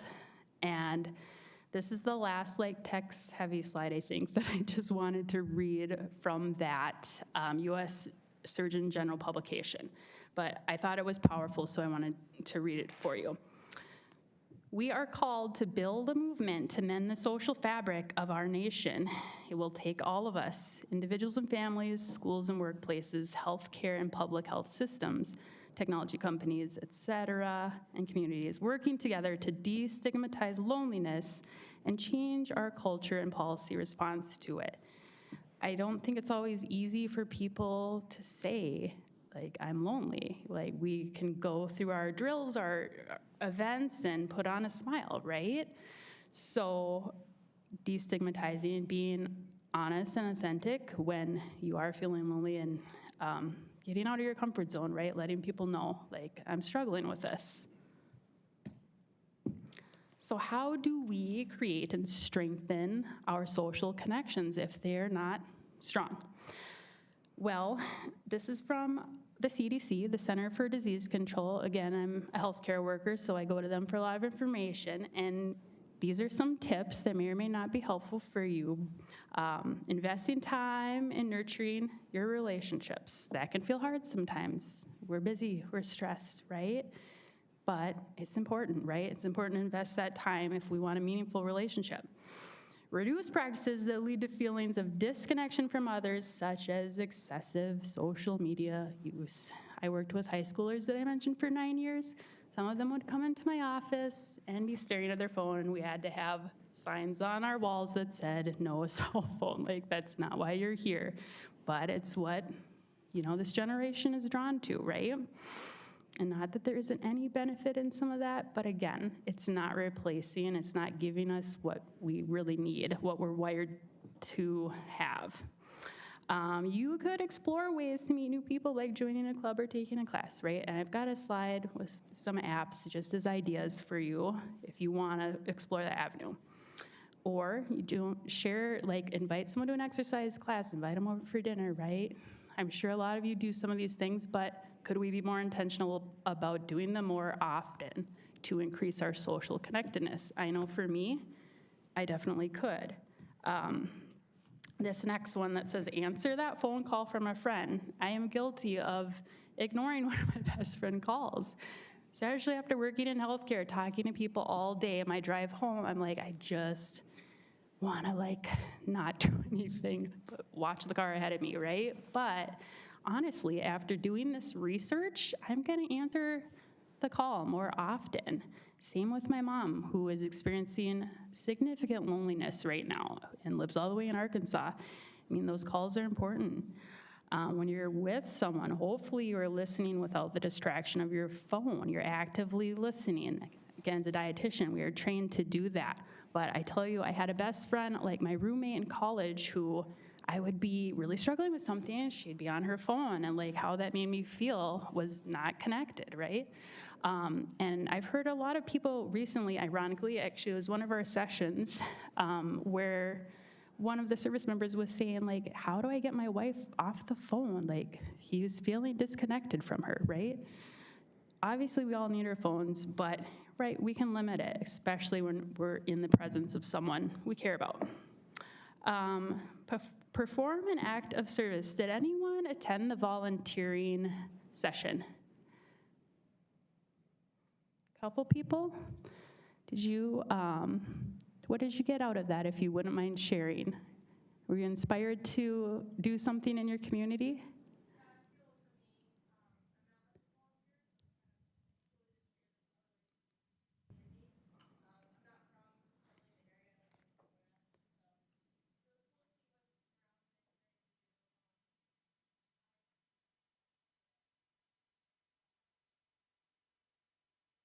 Police Reserve, for those of you who can't hear. Yes, cool. So you might look into volunteering with the Police Reserve. Awesome. And we could give a whole presentation to on like the health benefits of volunteering. Anyway, point is, do something. Do something to strengthen your social connections. It's important. If you are the type of person that likes a challenge or wants some structure or homework, this is something I found that I thought was kind of interesting, again, from the U.S. Surgeon General, or maybe you share this with someone else who is struggling with being socially connected. It's a challenge, right? And there's a QR code there if you're interested, or you can just Google it. But that, I think, can guide someone to, again, maybe someone that's more introverted and has trouble, like, where do I start? How do I build those connections? So just an idea for you. This is a little more on that with some examples of things you can do. And again, these slides will be available to everybody. Okay, before I take a break from talking, any questions for me at this point? Or not even questions, but things on this topic that you feel like would be helpful to share with the group? Not yet? Okay. All right, I am going to hopefully get this up for you.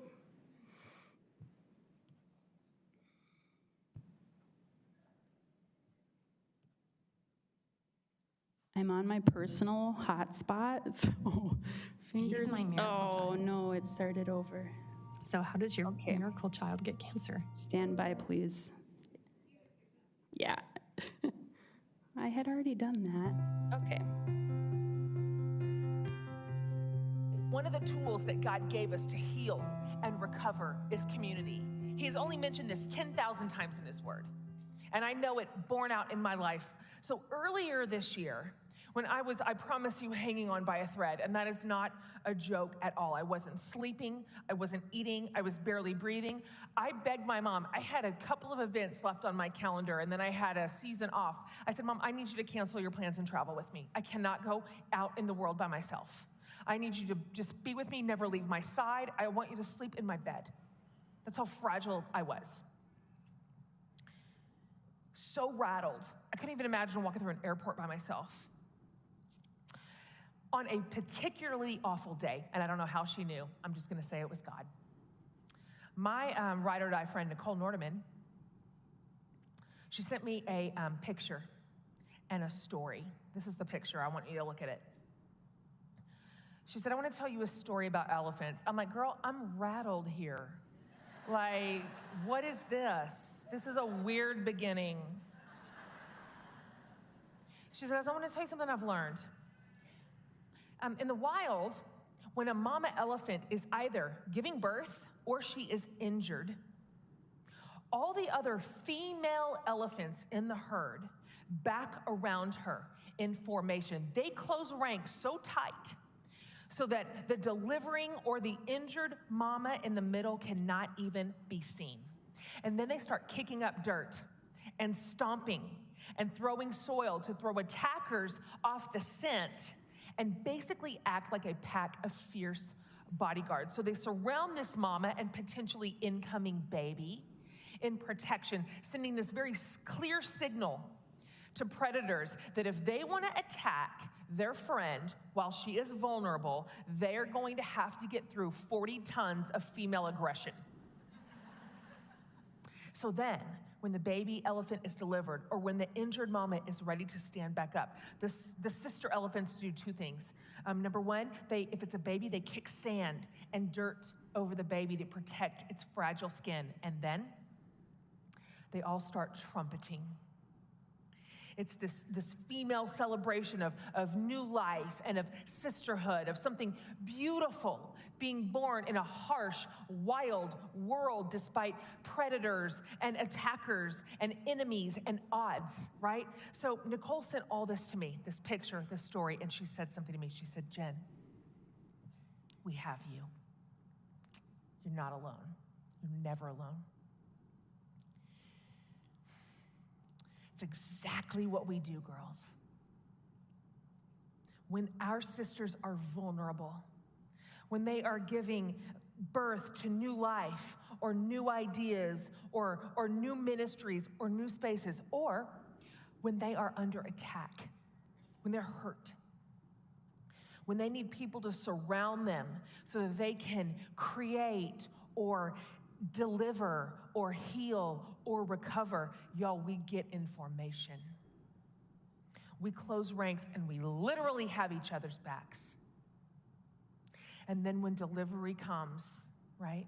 When our girl is ready, when new life finally makes its entrance after a dark night, when healing finally begins and she's ready to rise back up, we sound our trumpets, right? We sound them because we did it and we saw it through together. And I want to tell you, you might need this picture and this story tonight. You might need this. If you're closing ranks around a vulnerable sister right now, or maybe your girls have you surrounded while you are tender, this is how we do it.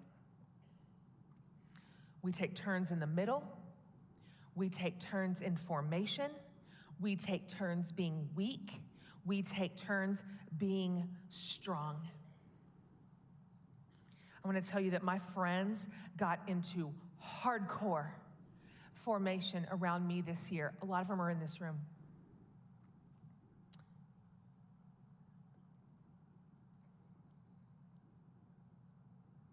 And I want to tell you that as I am standing here, my time in the middle is over.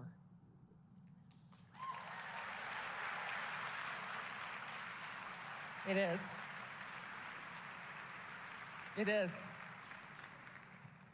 My people closed ranks and they refused to budge until I could stand again. And they also stomped and kicked up a lot of dirt on my behalf, and I don't know how they have any friends left. I really don't. So fierce. They saw me through the most fragile season of my life, and I'll never forget it as long as I live. May you find your tribe. Surround them and surround yourself with them.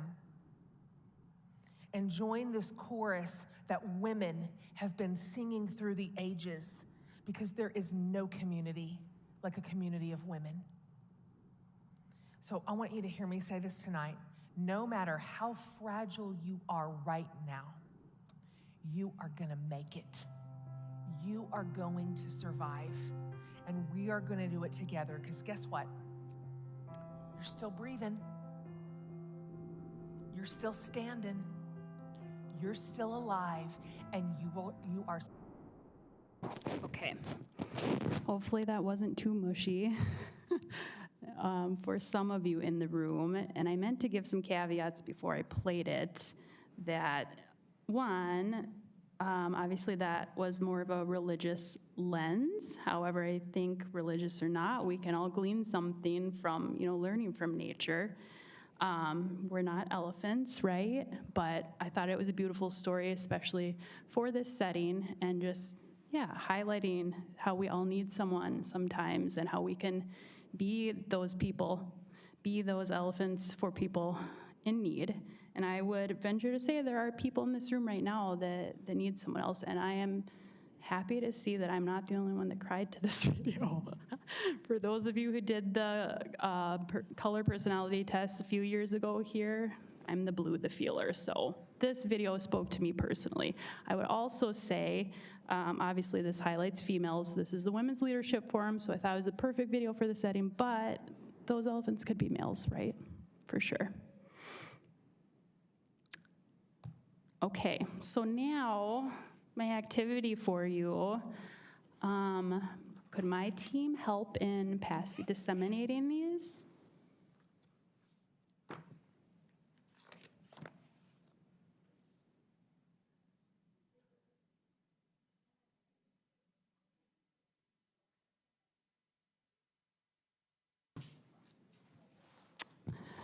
All right, do this or don't do it. Bring it to your kids if you would rather, or make a paper airplane out of it if you would rather, like my son would do.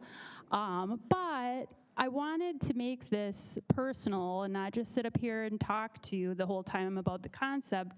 For me, so I found this, and I thought the activity, I thought it would be helpful because we don't have usually a visual of our communities, right? So got some instructions on top for you. You can follow those instructions, or you can go rogue and make your community look however you want, draw arrows. You can draw certain people's names in there that are really important to you, or it could be groups of people, right? Whatever you want it to look like. So I'm gonna give you just a couple minutes. Let's see, we're doing okay on time. I'm gonna give you a couple minutes to consider this, play with it. Hopefully you have pens. And hopefully you don't feel too much like you're back in grade school.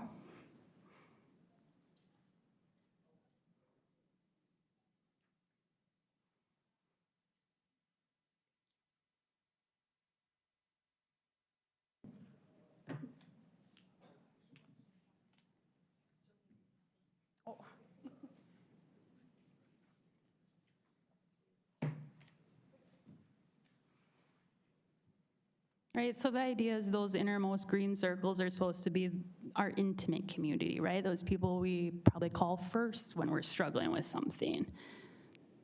And then maybe the outer ones are, hey, it could even be your favorite coffee barista, like that you see every day, like, right? Whatever.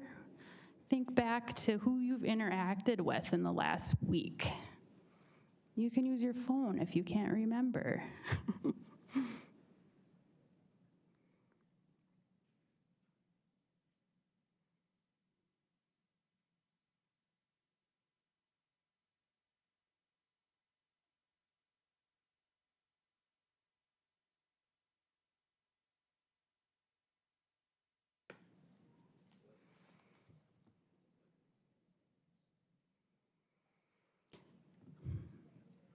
So as you consider this, I would love to know if anybody has any kind of insights from having this visual. Like, how is the strength of your community? The yellow dotted circles there, those could be, things you've thought about doing. Interestingly for me, one that was, I know on my to-do list like years ago, was to get connected with the red, white, and blue team. And I never did it. Actually, I did. I sent an email. But for me, that would go in one of those yellow circles. I would also, even though you're not well acquainted with our H2F team, I would encourage you to put us in one of those circles because we are part of your tribe.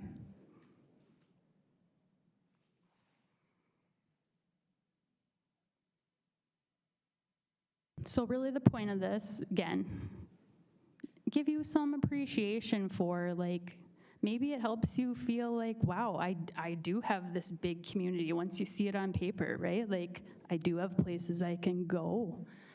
Or, you know, maybe it does the opposite for you, and maybe it makes you feel like, geez, I need to put some more effort into strengthening my social connections. So I hope it can be kind of a tool in that way, just to self-assess, like, how am I doing? How is my community? Would anyone want to share on that note? Like, how is your community doing? I know this would take some vulnerability. Ooh. I don't know if we have a mic. Oh.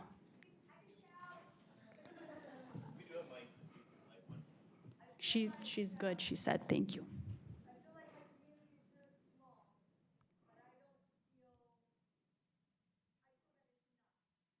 Okay, awesome.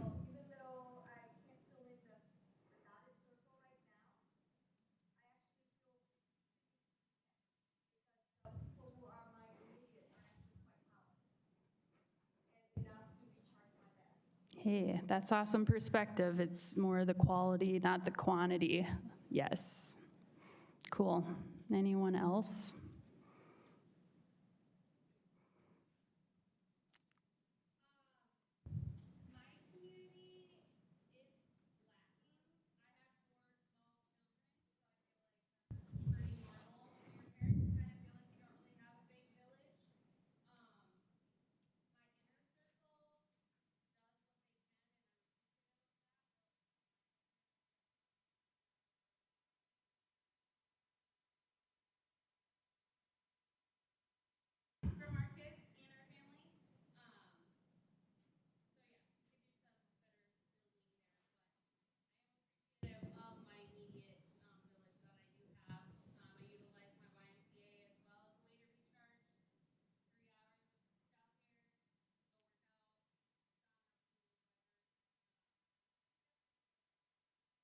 Thank you for sharing. Did you say 3 hours of childcare?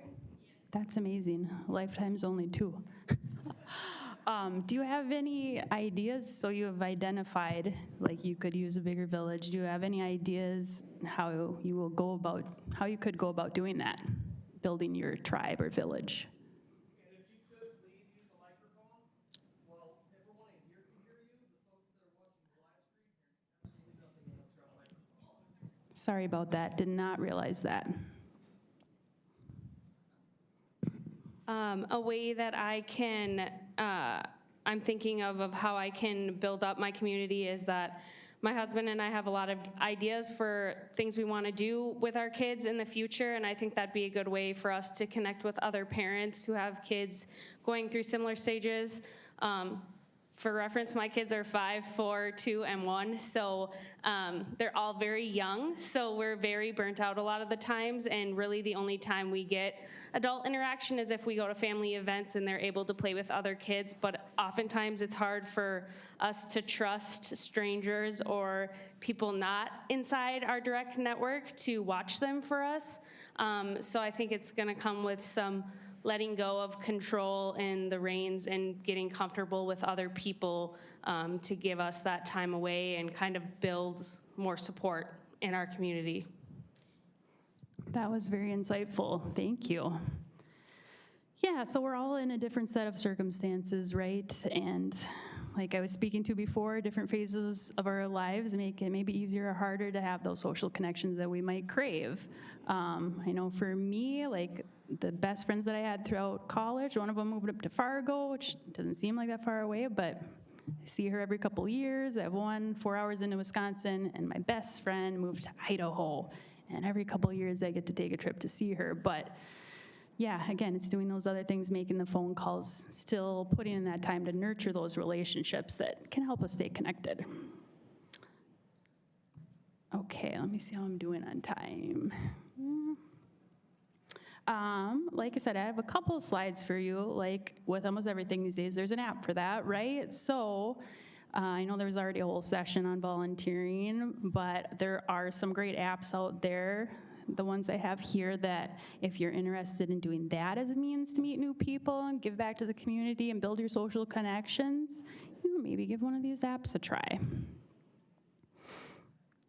Also, I didn't realize until I just went to the bathroom before the session that we have the red, white, and blue team booth here, which is super cool. And I wanted to ask the group, has anyone actually been involved in that?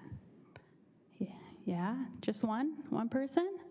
Wow, it's a really, really, really cool organization.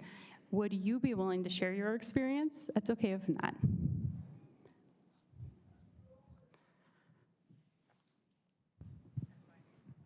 Really limited experience. They did fitness program, 5Ks, and we all got t-shirts, big community together. I think there was even a branch of it that was virtual, kind of. So we did 5Ks, but not all together because at the time it was COVID, and we still tried to keep the community together, being so far apart. Gotcha. Well, they have an app, and my understanding is they have all kinds of different activities that maybe you, again, can extend yourself, get out there, try something new with like-minded service members. Okay, that's really all I have for you. As promised, here's how to get in touch with us. We have a general survey if there are things you want to share with our team, resources you want to see in specific, or if you want, like I said, one of those one-on-one consultations, this is the way to get a hold of us. Any other questions for me or anything else? Okay, thanks so much for being here and have a wonderful afternoon.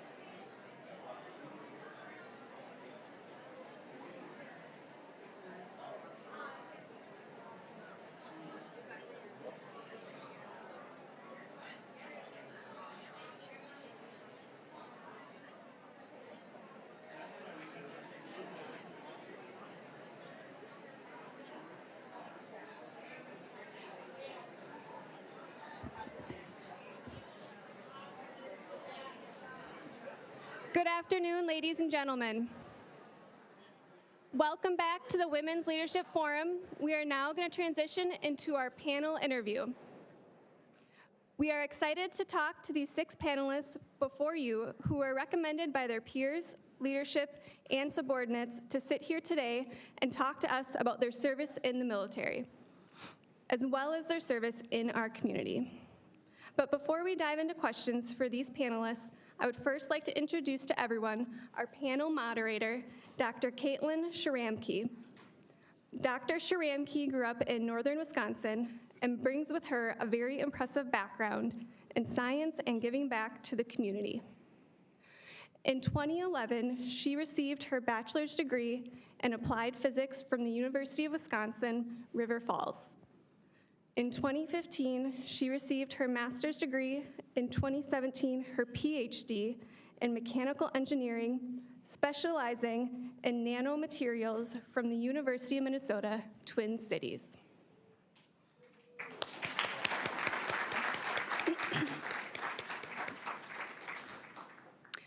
Dr. Sharamke has experience working with thin film solar control technology, data storage, and medical device industries, and started with Medtronic a little less than a year ago as a process engineer where she works on the process that makes batteries for pacemakers. Dr. Sharamke is passionate about STEM outreach and student mentorship of all levels. Currently, her favorite way to get involved with her community is reading with second graders once a week at a local elementary school. She also greatly enjoys volunteering as a Minnesota State Science Fair judge, where she can encourage young people's interest in the sciences. We are thrilled to have Dr. Sharamke here with us today as the moderator for this panel and one of Primary Women's Leadership Forum committee members with Medtronic.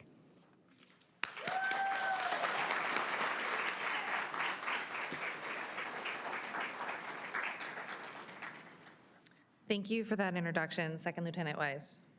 I'd like to take a few minutes to allow our panelists to introduce themselves. If you could start from the left with Sergeant Pinotti. Please tell us who you are and an overview of your work in the military and in your community. Hi, I'm Sergeant Pinotti. I am a 68 Whiskey, and I am currently working on Title 10 for 34th ID as the medical readiness NCO for rear det. I have also been an EMT for 12 years, and I have worked for 5 years with the St. Paul Fire Department on a medical rig and engine up until recently. So. Hello, I am Captain Ort. I am currently the Gulf Company Commander with the 134th BSB. I am also your Minnesota National Guard Public Relations Community Relation Officer. So I am working directly with community relations in my current field. So my job is coordinating events across the state with Minnesota National Guard soldiers, which many of you may have supported or may have an opportunity to support sometime in the future. I also do a lot of other events and things in my own personal time with a lot of nonprofits and volunteering operations. So I'm very involved in my community and everywhere around me. Oh, you got a mic. Test. Oh, yeah. Hi. I'm a little nervous because I'm a blue and sea of green because I did 4 years active duty for the Navy, 14 years reserve time, and 18 years as an instructional systems specialist for the Navy. I have an undergrad in vocational education industry training, master's in instructional technology, instructional systems, and a doctorate in curriculum and instruction. And what I do here about the community is I support women veterans. I'm part of the Beyond Yellow Ribbon, Owatonna, and Faribault. And once a year, I lead a women's veterans retreat to give back some of what was given to me along the way. Thank you.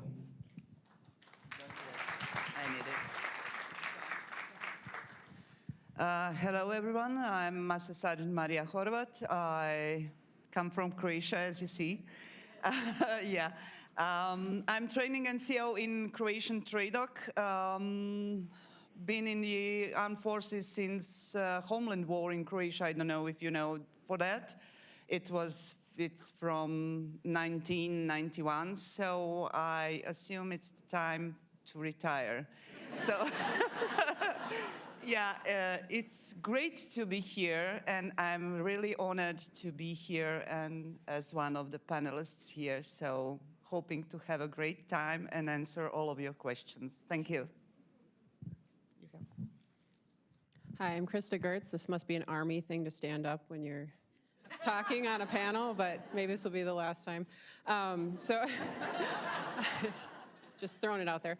So I'm the Senior Intel Officer at the 133rd. I've been in the Air National Guard for 22 plus years. On the civilian side, I work for General Mills, prior Target, Homeland Security. Volunteer-wise, very active in our local community, especially through our church with a variety of different things. With General Mills, I am the Vice President of the Veterans Network, so I get to do a lot of volunteering through there. Prior to being the VP, I was the Force for Good pillar, so I got to organize all of the volunteer events. A couple years ago, I was helping plan this with some of you guys that came out to General Mills, if you guys remember. I was the one with the 2-week-old baby there, so it's nice to be here, and I'm honored to be on this panel. Thank you. So I'm Katie Blackwell, and I'm the Command Sergeant Major for 84th Troop Command, and I started my career off as a military police officer and then did a lot of stuff in between, and here I am today. On the civilian side, I work in public service for the Minneapolis Police Department. I'm the Assistant Chief of Operations.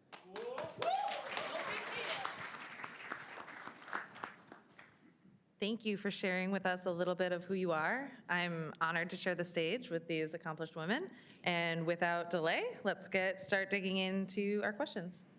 So for the first question, I'd like to start with Command Sergeant Major Blackwell, then pass the mics around to the other panelists.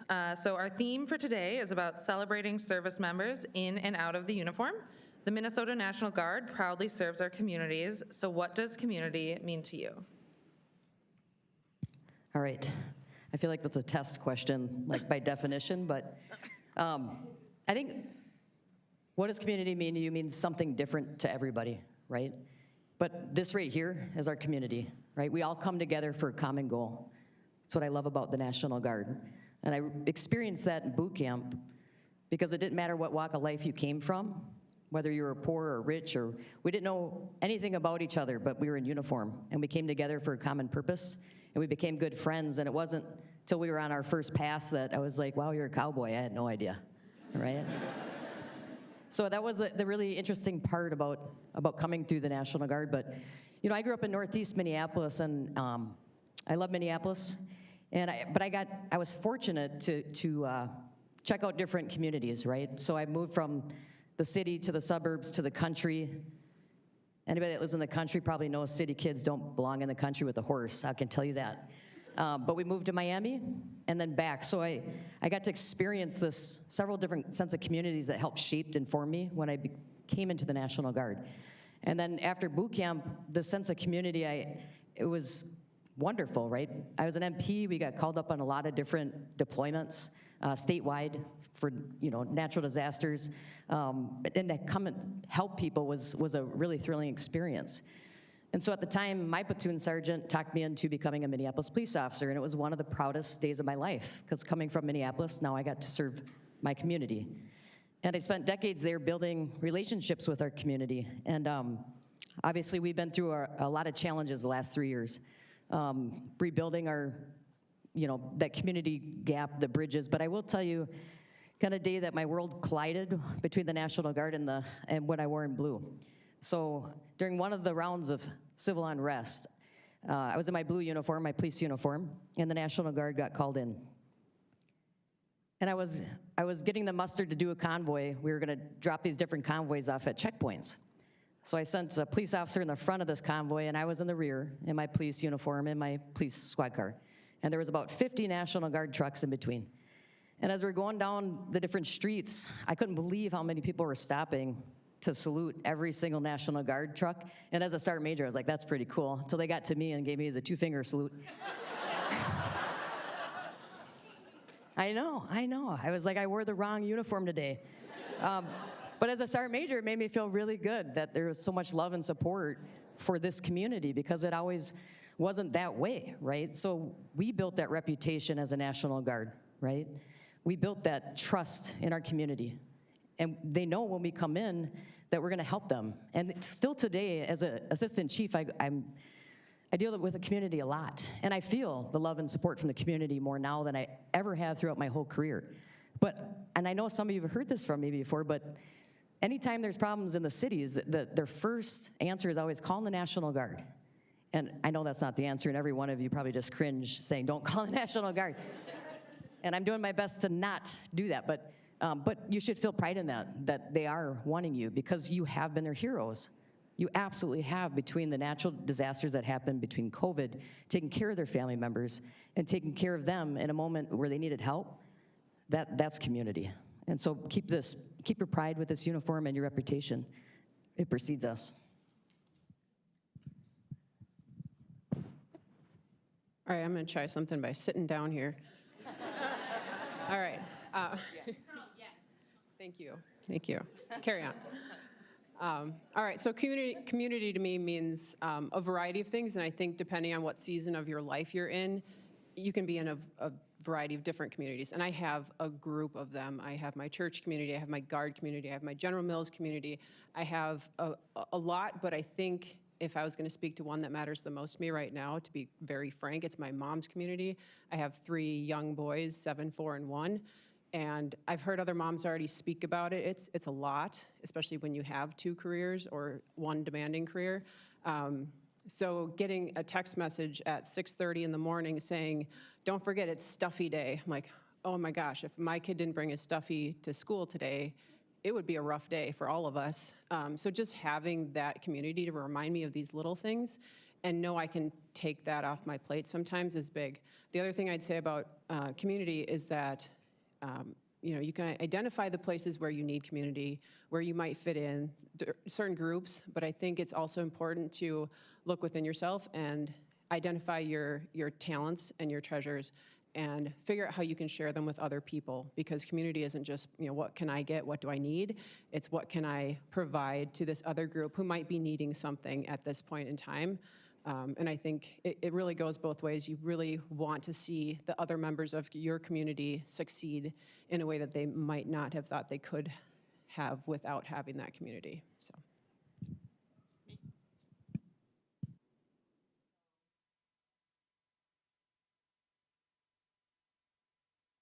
Let's try. Yeah, now I'm good. So in Croatia, it's a bit different story. We don't have a National Guard. We have only the active armed forces. But the one thing that I think is the most important is that since the independence of Croatian state, which happened in 1991, during the whole polls that were made in the Croatian population, Army is the organization that civilians trust the most. So it means something. It means that we are decent, that we are accountable, that we are there for the civilian population whenever and whatever they need, and they trust us. Since if you don't have a support in your community, you cannot work and do your job properly, right? We had a major flood a few years ago, and the civilians from that villages and towns that were in a flood, their houses were destroyed, their families and lives in ruins. And they were asking, send us the army to help us, because all other civilian organizations didn't do enough in their opinion. So that gives us the answer if the community evaluates us and does the community need us. So being part of that community gives me a chance to help however I can in whatever situation my community and my country needs me to do. And it makes me extremely happy to have their trust and to feel that they like us, they need us, and they believe in us. So yeah, that's it. Thank you.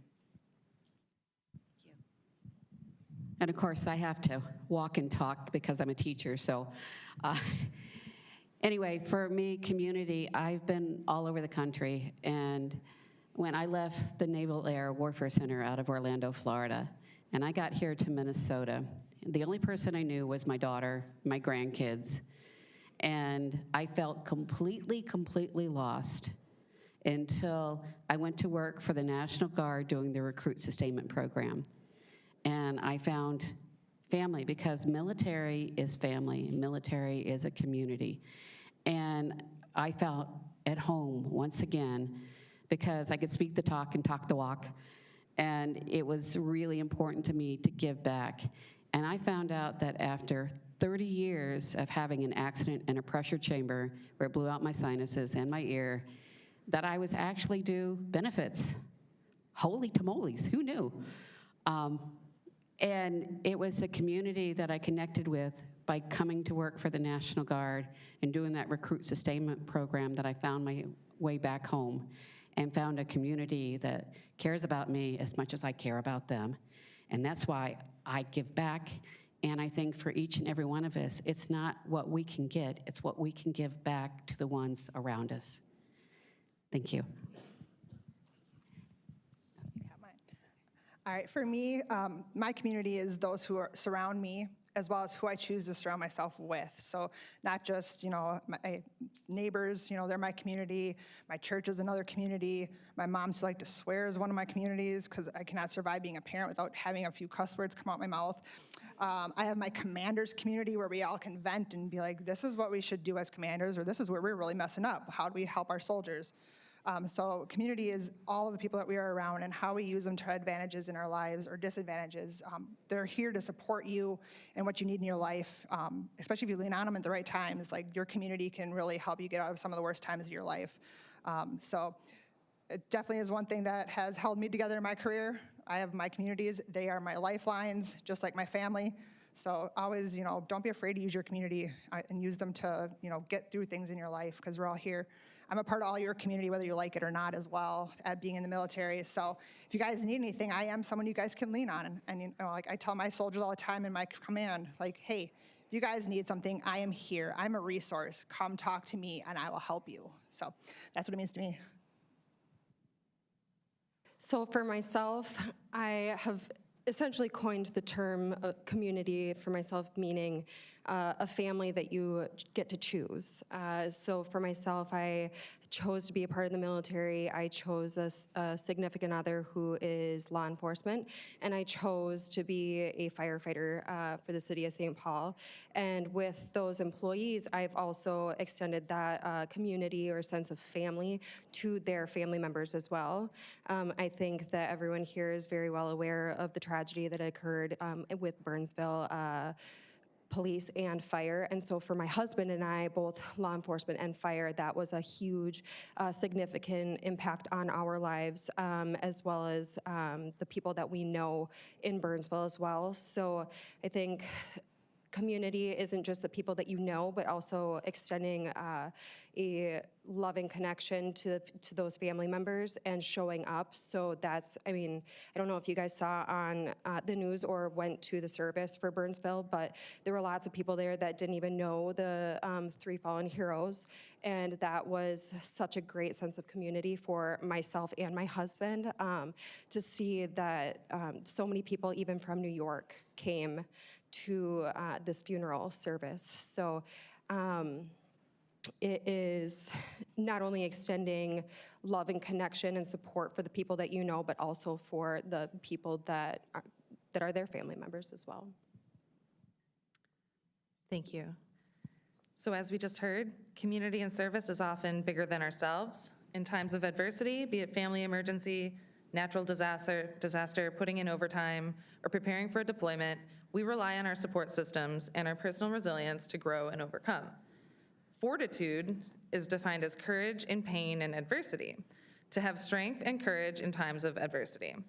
The 6 of you are a diverse group of women with a vast amount of experience who have undoubtedly had to dig deep and find the courage to overcome tremendous obstacles, both mentally and physically. Starting with Dr. McNeese, what works or doesn't work for you in times of adversity? Of course. So during diversity, I'm a storyteller. So how I got into the military to begin with is I had Navy ROTC in high school. And when my daughter was 5.5 years old, my ex-husband said, Patty, come to Jersey. I'll help you get a job, get an apartment, and go back to school. 2 weeks later, he threw me out. And 2 weeks later, I was fighting for custody of my daughter, and I lost. Because he showed I had no money, no job, and no place to live. I went into the military using my Navy ROTC to get stability, and my daughter came back to me at 13 years old. What was really difficult and how I got through it is I had to have faith. I had to have faith that I could dig deep and never stop fighting for what I believed in. And so when you think about fortification and what it takes to move forward, just believing that there is a better day tomorrow and that you can depend on friends and family and those around you in your community to help you walk forward and go through it. And without that guy up there and my faith, I would not be here today. And that's what it means to me. Would anyone else on the panel like to answer that question? For me, with adversity, over the past couple of years, I've gone through a lot of stuff in my personal life with my family, my career, and everything. And for me, what took for me to finally realize what would get me through adversity was attending a program called Warrior Path.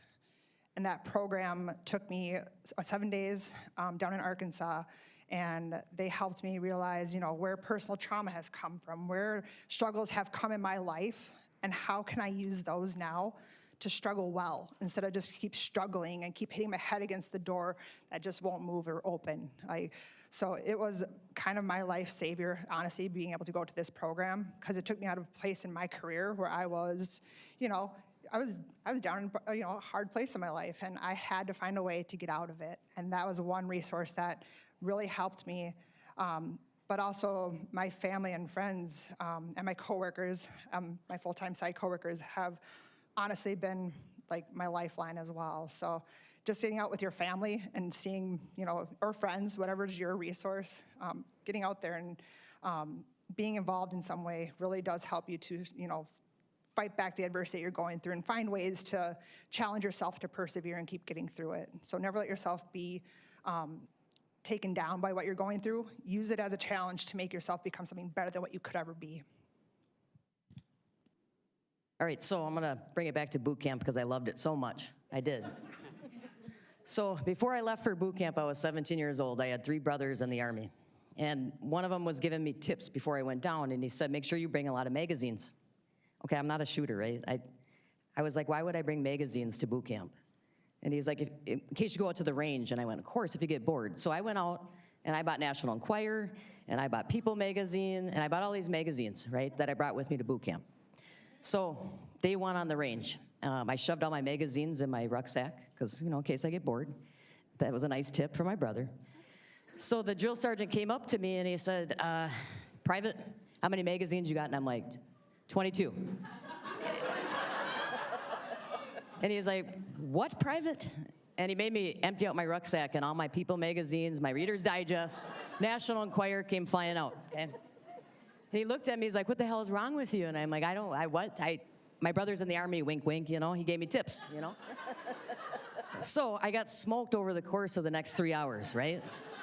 And as I'm sitting there learning how to duck walk, bear walk, crab walk, all these other crazy walks that I've never done, I'm exhausted, but I'm just telling you, everything he told me to do, I was doing. And I could hear my platoon cheering, and then this platoon cheering, and that, and pretty soon he said, all right, get on the bus. And, this is Fort McClellan, Alabama, and it was like 150, I don't know, it was hot.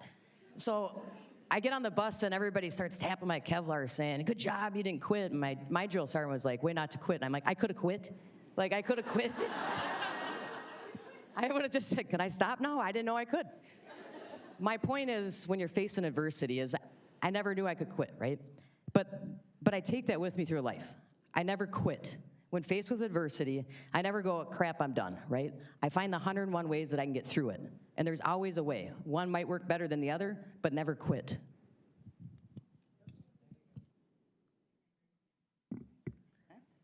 I learned what magazines were.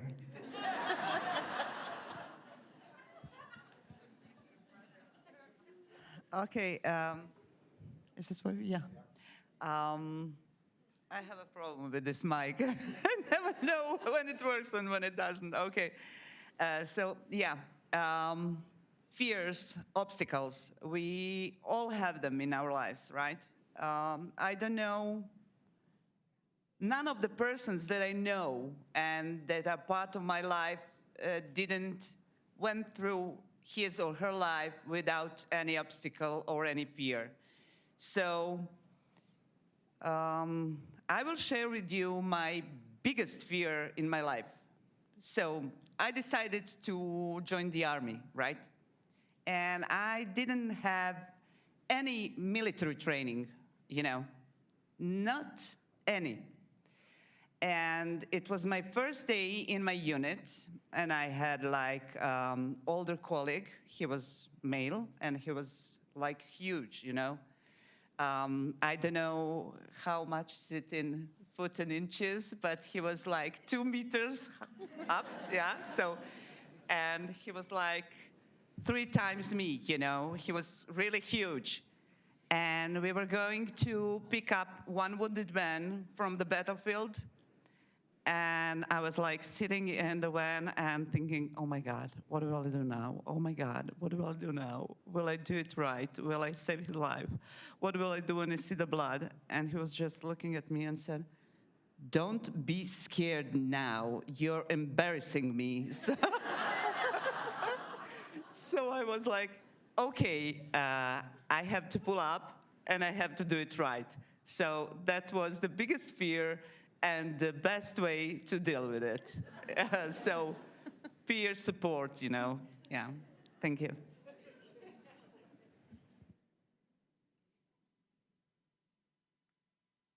So for myself, when faced with adversity, I think quite a people here know me, and I'm often speak my mind.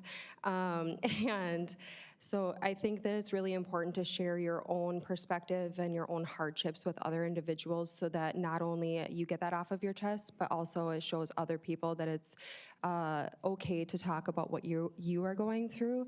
I think that the military in general has done a really great job the last few years in talking about mental health. I don't think that it was really allowed back then, and also with the fire department that I was with, it wasn't very often, and I often had to like pressure my male counterparts to talk about things and open them up, and I was thanked quite a bit for being the first one to be like, hey, like that call, you know, sucked. But I think being able to tell your story with other individuals, even if you're not asked about it sometimes, it really helps end the stigma. So it is really helpful to have a community where you are able to talk about whatever you need to get off your chest, and I think the military has done a really good job of that.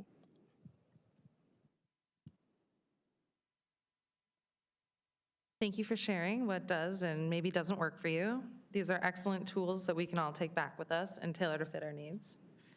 So for question 3, I think a few of our panelists can answer this question, but this one is more for Master Sergeant Horvat. What advice or... I'm listening. What advice or words of wisdom do you have for our audience when it comes to building relationships and communities around the globe? And how do we break down barriers of division and build ourselves and others as a community of champions? Yeah, that's the hard question.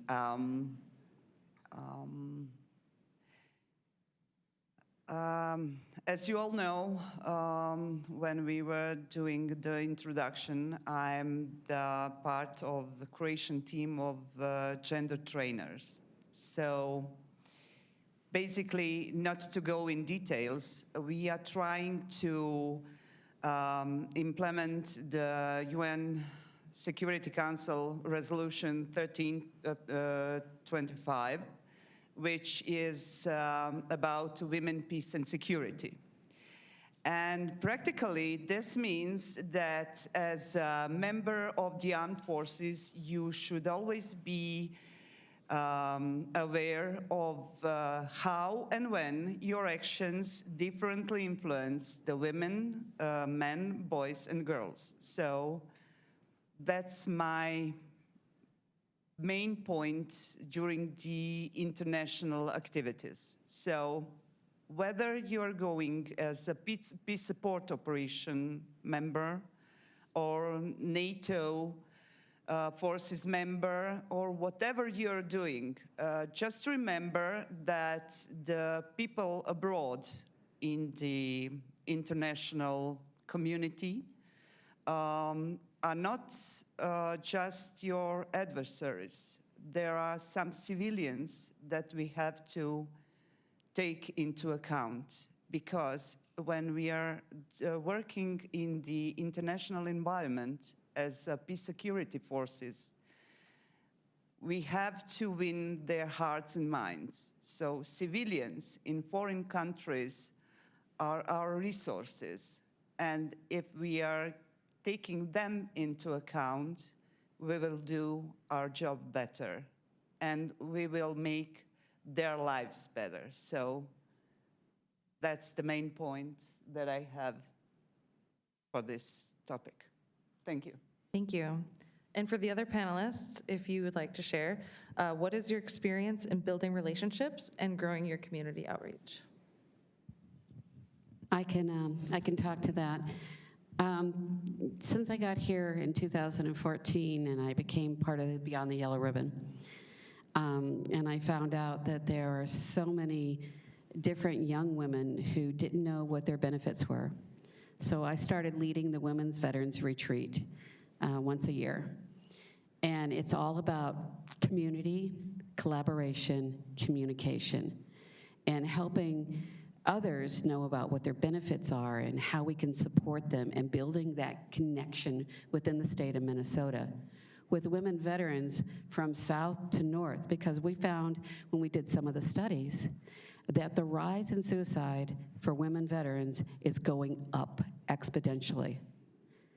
And when a lot of the young ladies come back to Minnesota, they might go into rural parts of the state, and they don't know who to talk to. They don't have somebody that they can reach.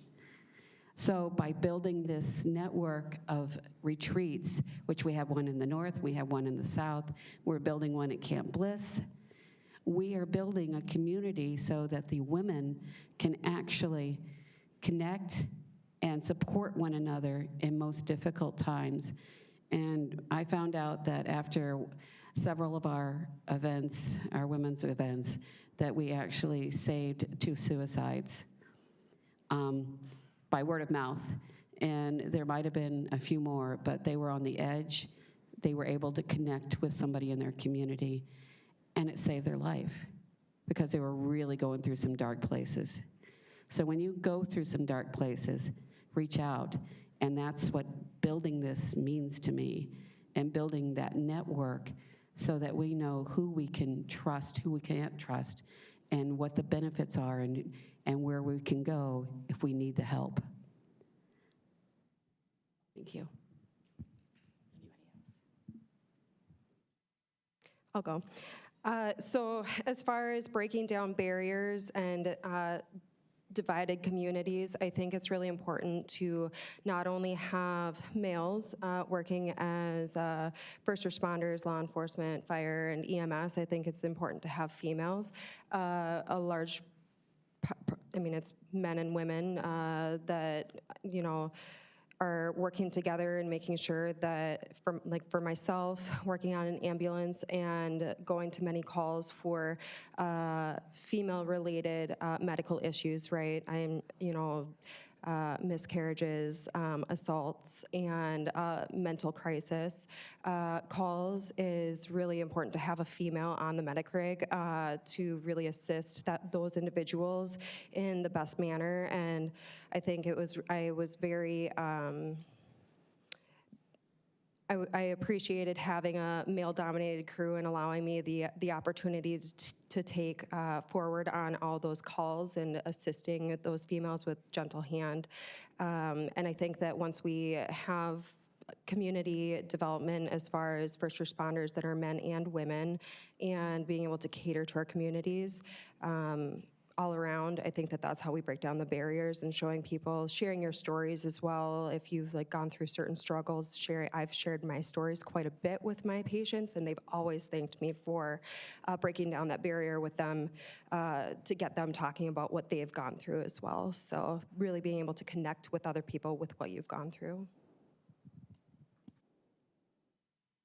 Did anyone else want to answer that question? Okay, with that, we have about 10 minutes left, so I think we will do one more question. And so our final question of this panel discussion, we'll start with Lieutenant Colonel Gertz with this one. Are there any defining moments in your work within the community that helped shape the person that you are today? How so? And has it impacted how you perform your service in uniform? There's a bit to unpack there. I've definitely learned a lot through a variety of opportunities I've had. And let me tell you, opportunities like this, getting out of our normal day-to-day, schedule is extremely energizing, right? And I feel that same energy when I get out into the community, whether it's volunteering or just participating or whatever it is. Through my work in the Veterans Network, I have learned empathy through working with or seeing the effects we've had on families staying at the Fisher House. And I don't think it's necessarily what we provide, whether it's blankets, meals, gifts, snacks, whatever it is. I think it's more just knowing that somebody cares enough to reach out, right? I've learned that through work with veterans, specifically veterans who are struggling, older veterans, that sometimes they just want to hear, or they want somebody to hear their story. And their stories are amazing, sometimes inappropriate, but often very amazing. And work with little kids too. I've worked in a variety of schools, really different ages, but awe-inspiring questions from kids that get me thinking. And just the way that they see you kind of helps you reframe the way that you see yourself sometimes. So all that being said, I think when I was really reflecting on this, there's one moment back in 2022, and it wasn't through some great volunteer organization or event or anything. It was I was in uniform. I'd left work. I was very pregnant with boy number 3. And picked up the other 2 from school, stopped at the store on the way home, and that short time in the store, I had at least 3 people stop and say thank you for your service, which I'd get that every once in a while, as I'm sure all you guys do. But it was quite ridiculous, like the amount of people in the short time I was there. And then in the parking lot, just about ready to get in the car to go home, there was a teenage girl with her friends who kind of yelled it to me about 3 cars away, thank you for your service. At that point, I'm like, I'm getting punked. I don't know what's going on right now. So reflecting on it afterwards, though, it's like, wow, people are really appreciative, and to just internalize that and appreciate it back, and to let them know that you appreciate it, and just sort of like, I've seen people, and I used to do that, oh, okay, it's awkward. Now I'm very, intentional about saying thank you for your support, or whatever it is that you say in return, but just acknowledging their gratefulness, and then also knowing that you can be a hero to anyone who sees you, but you're also being watched, right? And so live with integrity all the time. Like, that's something I really strive to do. And then also just show joy in your service, take joy in your service, because it's truly an honor to serve. Maybe it's something you signed up for a variety of reasons, but it's unique. We're some of the few, and it's such an honor to be in uniform, and other people see that within your community, and you are representing the military community, and it's a big thing, and it's a wonderful blessing too.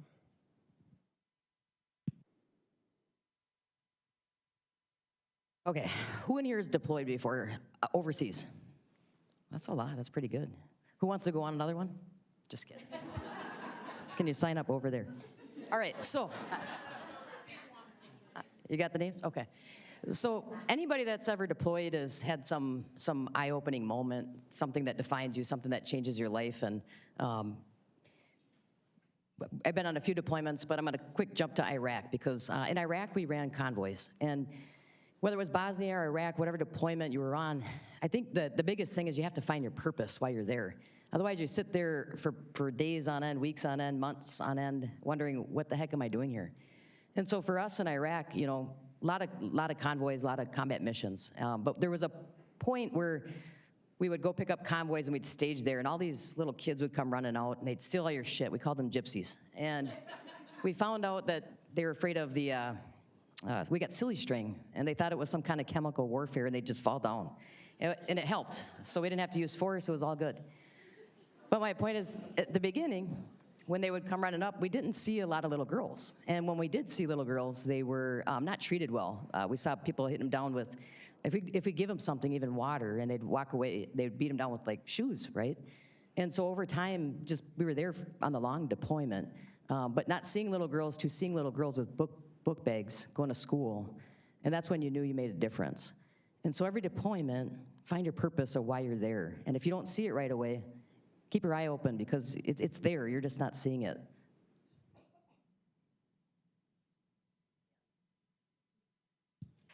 So for myself, a defining moment while serving was a few years ago when I found out that I was pregnant with our daughter, and I was at work, and it was on Mother's Day, and we got called out for a house fire on Mother's Day, and we showed up, and it was a mother who had just had her third child. The baby was 3 weeks old, and she was in complete distress, as anyone would be, I think, about if my house were to burn down.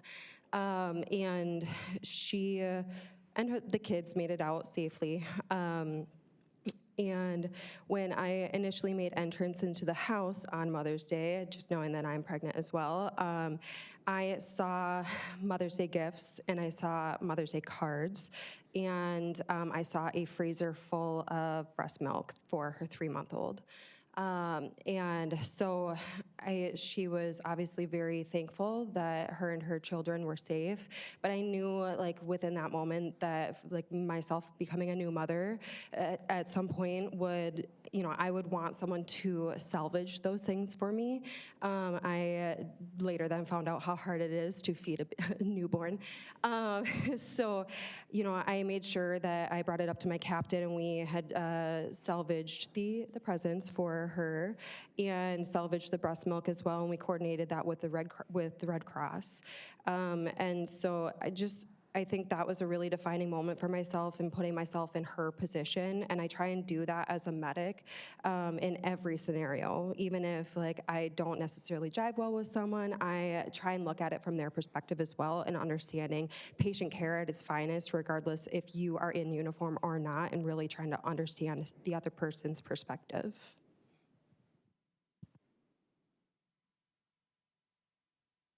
I would say for me, growing up, I actually volunteered at a lot of things. I love paying back to my communities. I would go on mission trips down to Mexico, help build a church and an orphanage down there. My really big defining moment, I think, in my life was in 2017 after I had my son. I almost died due to postpartum issues, and during that time, I couldn't work. I could barely take care of my kid because I couldn't pick him up because I had to have a hysterectomy, and the incision site wasn't letting me do things. So I had to realize, like, I couldn't do it on my own, and I needed my community to help me. So I relied on my family, my church, my husband, everybody that I knew that was part of a community that I've been in. I was able to figure out how to survive at that time. Even my unit that I was in at that time, my commander worked it out with me where I could make up drill by writing all the op orders for the next 6 months. Great time. But people work together, and having all those people help contribute to something significant in my life, I really wanted to make sure I could pay it back forward to anybody else that I've encountered in my career that needed help, needs a resource, needs something, needs a shoulder to cry on if that's what they need. I want to be that resource for them. I want to make sure that they're okay. Like, I have an open door policy at all times. Like, come talk to me. I am just another soldier. I'm a person. This rank doesn't mean anything. I even tell my soldiers I take it off, or I make it an equal sign. We can be the same today. Let's talk. Like, if you need to talk, let's talk. So I build my community based on those I'm with and making sure like I can help take care of them. I guess it's the mom in me, but I want people to survive in the military and thrive in their careers. Thank you. Oh, sorry. Yep, go ahead. Sorry. And for me, the most defining moment was 2 retreats ago. And as you go along, you're just doing the job and you're trying to get everything together. It's a lot of work. And I was like, is it worth it? Am I making a difference? Does it really matter? And I had one of the young ladies came up to me and she said, Patty, if it wasn't for this retreat, I wouldn't be here.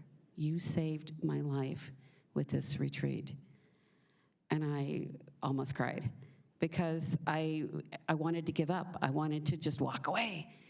And I said, no, I can't walk away. It's too important. So you never know what difference you're going to make in somebody's life. One small act of kindness, whether you think it's relevant or not, can change somebody's life for the positive by just being there, showing up, and caring. But that changed me to keep going and doing what I'm doing. Thank you. So that's all the time we have for our panel, our Serving the Community panel. I want to give a sincere thank you. Thank you.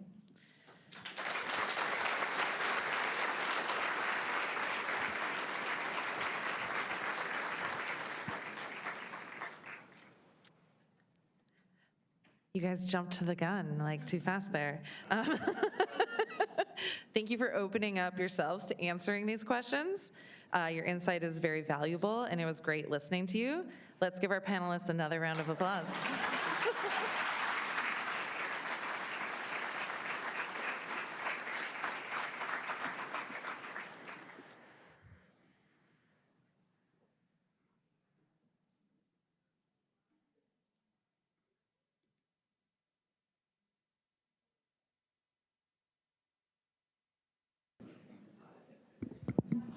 We're now going to take a 10-minute break. Feel free to use restrooms, get some water.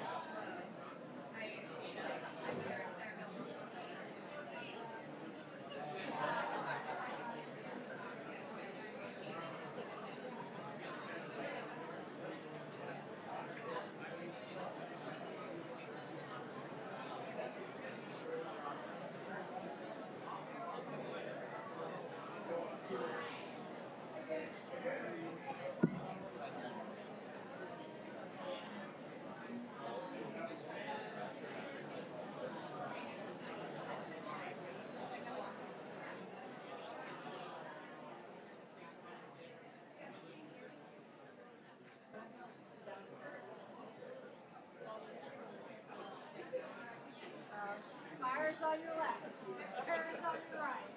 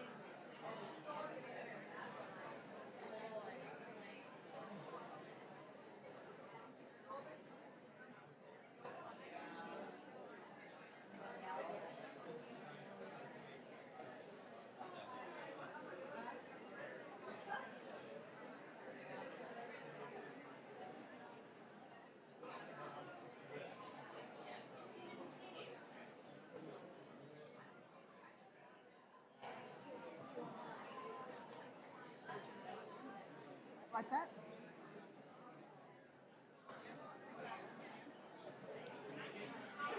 So we are going to do our 10th anniversary recognition, and at the end of it, we have some little plaques we're giving to people that have helped plan in the past. So would you be good with coming up to present those as well? They're just little small plaques. I'll take all directions from Tower. All right. Yes. Isn't it awesome to hear?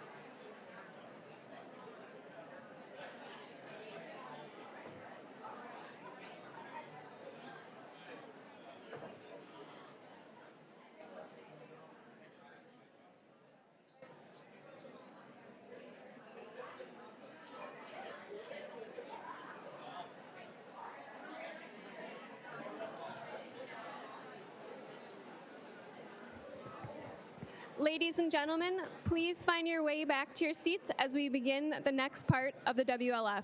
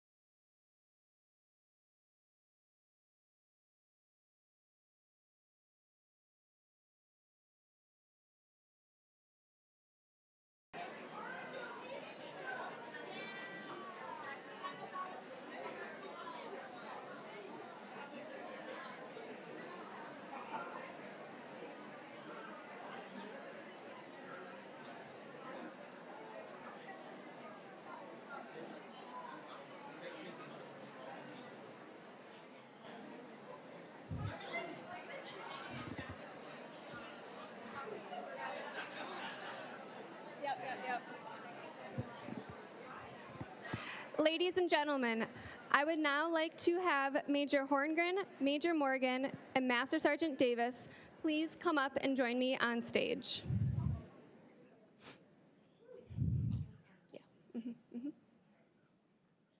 This is the 10th anniversary, and all of you have been significant role players for the past forums and making the event possible in years past. Major Morgan, Major Horngren, and Master Sergeant Davis, could you please provide us your perspective of the importance of the Women's Leadership Forum and what it means to you? I said the enlisted person has to go first, and then the eloquent officers can go after me. So I was fortunate to join the Women's Special Emphasis Council and participate in the planning of the Women's Leadership Forum after it was already well established. Had been going for about 5 or 6 years at that point. And my first ever boss, when I became full-time in 2006, was Command Sergeant Major Cindy Kahlberg, one of the founders of this event, along with General Clybourne and some other senior female officers who are also here today. So it's just been such an incredible honor to be a part of her legacy and the other female officers who are part of it. And then, taking over from someone as competent as Major Morgan is and Major Horngren as well was a little intimidating at first, to be honest. But I'm happy and just incredibly honored to be a part of that continued legacy. Because, there are challenges as a part of being a female leader in this organization. And not that they're anyone's fault necessarily, but the pressure of wanting to be a great mom and a great spouse along with being a great leader is challenging because it pulls you in different directions, right? Not assimilating to your environment and being an authentic leader, authentic to who you are as a person, and not assimilating to the masculine version of what you think you should be. Along with the pressure, the internal pressure of being one of the only females in the room sometimes, and having the pressure of having to be the best there is. Those are all challenges that we have all experienced probably. And hopefully this event has been a part of building that community for you and the women in our organization so that you don't feel alone in that. And I'd love to believe that the Women's Leadership Forum has expanded your network and allowed you to build that relationships with the other women in this organization. And then, professionally, there's been 2 times in my AGR career where I almost, self-eliminated, self-disqualified from applying for a job. And both of those times I was called a wimp and then did apply and did get those jobs. So I'm here to tell you, if you work hard, you seek out mentors, and you navigate your career with intent, you don't just wait for opportunities to fall in your lap, you can achieve anything. Women in this organization can achieve anything because our leaders support us, and there's nothing stopping you from reaching your full potential.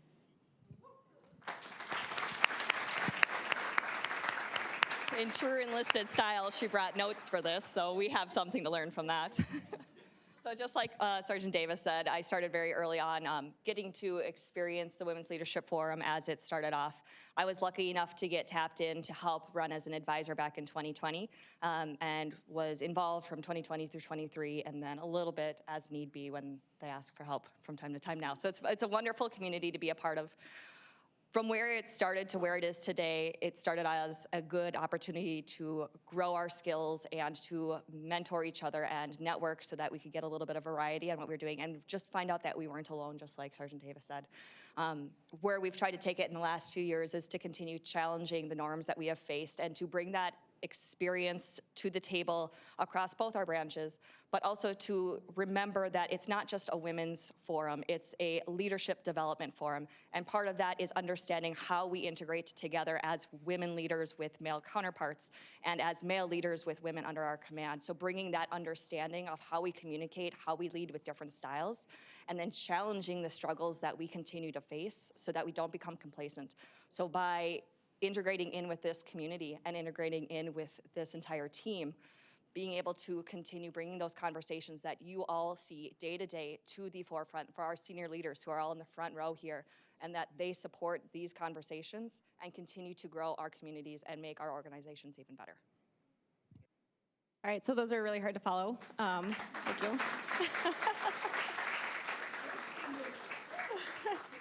So I'll take a little piece from Ambassador Davis. I got involved in the Women's Leadership Forum after I saw some really good examples, Lieutenant Colonel Witt, amongst others. I can't think of other. There's a quorum of very competent female leaders that really kind of teed off, I think, the 2017 Women's Leadership Forum.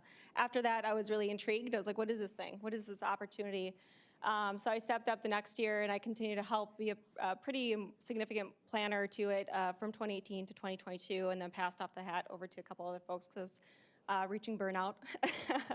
It's a lot of work. It takes a lot of passion, and it also takes a lot of self-reflection about what is the purpose of the forum? What are we doing? Are we, there's a quasi-balance of both education and information, informing the audience, the people that have the perspective that they've experienced something that's unique to the organization, or that they can bring their feelings and experiences to help grow the organization. But it's also intended to expand it to the entirety of the organization for growth and development. So really, so that we can sort of, by inch, have some sort of culture change, right? The purpose of the forum really is for some microscopic, iterative culture change so that the problems that we have, these microaggressions that we see and we feel, eventually are not as significant or hopefully are gone, right? So the purpose of the forum has evolved over the years. I just want to recognize, I do want to stop and recognize the progression and the growth that we've actually experienced. So over the course of the last 10 years, I think we've made a significant difference. So I do wholeheartedly believe that. And I want to thank all the, the female leaders I see in front of me that have been a part of the Women's Leadership Forum beyond us three, right? You guys have contributed, you have made a really big impact to the organization. And we wouldn't be here today at the 10th anniversary having the same discussions. We would have been, having much more like microscopic or less significant discussions about, the microaggressions would be much larger issues, right? So we're grateful for being or lucky to be the place in the juncture that we are. So recognizing the progress that we've made and then trying to elevate that now to a larger just leadership development discussion, I think is important. Bringing allies and champions into the room to have a broader discussion of how do we then integrate the progress and the recognition that we have. Okay, we know we need competent female leaders, and we know we need to develop them to have a lot of capabilities that's equivalent, right, that it's earned and not just seen as a quota. And then how do we elevate that into the LDP program so that we can have something that's really broad brushstroke and educating the larger populace of how we do this. And really, I think it gets to our Croatian counterparts about gender integration, gender education, and how we bring those diverse perspectives to the forefront of everyone's minds. So I do appreciate everyone being here today, the really big turnout. I do want to also, final plug, encourage if you're a young soldier, if you found this, or not even a young soldier, new to this forum or have been coming for many years and are inspired to try to make an impact to the organization. I think most of us are like this. They want to leave the organization better than we found it. That's how I try to approach every day. Trying to make an impact and improve the organization as much as I can that given day. So if you are like-minded, I would highly encourage you try to be sign up to become a member of the Women's Special Emphasis Council. That'll introduce you to the different communication opportunities for volunteerism. There's not just this forum. They do multiple events throughout the year. This is the anchor event for the council. And then consider being part of the planning committee next year as well. So you can have that impact and your voice can be heard. So it really is an opportunity for you to stand up and help continue to make progress in the organization. So thank you. Don't leave yet, ladies. You can't get away yet. Yeah.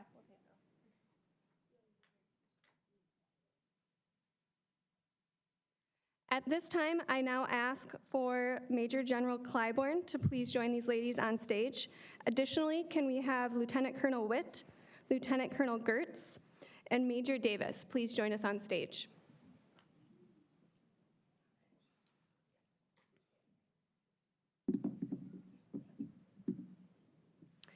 Major General Clybourne would like to present a token of gratitude for all your past work as Women Leadership Forum planners and for being supporters and advocates for this event.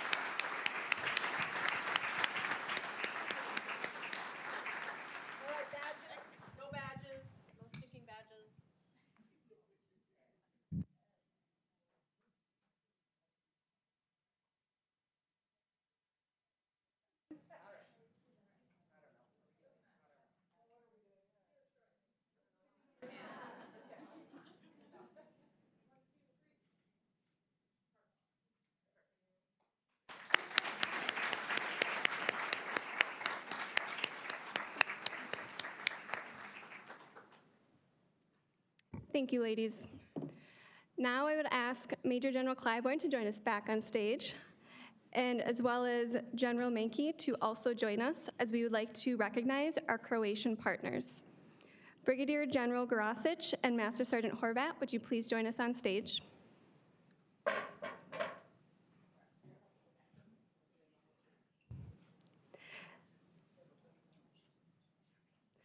The Minnesota National Guard and Women's Leadership Forum would like to thank you both for being here today to speak with the attendees and provide more information about the Croatian military. We appreciate you making this trip to Minnesota to attend our Women's Leadership Forum and hope to see you back in the future.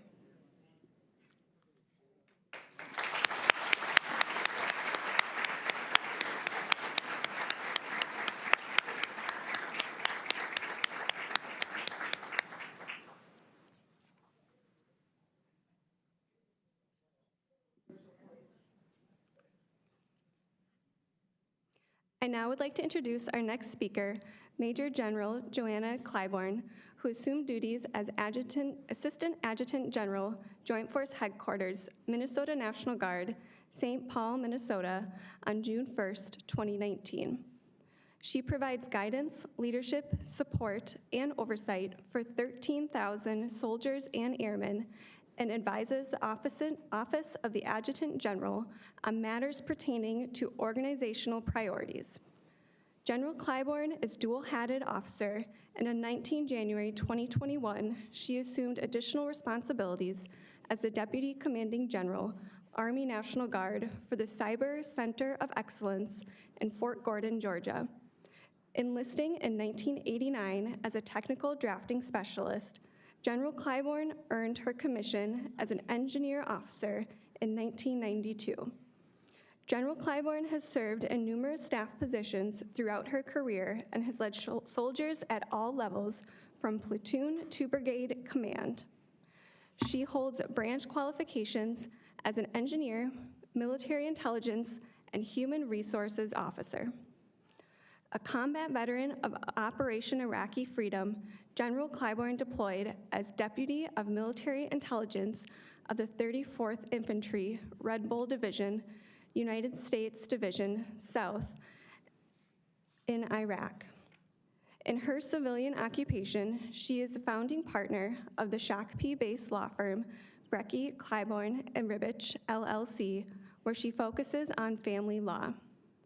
General Claiborne is a fellow of the American Academy of Matrimonial Lawyers, and in February of 2018 until January of 2019, General Claiborne was appointed on a short-term assignment to serve as Commissioner and Chief Information Officer for the state of Minnesota.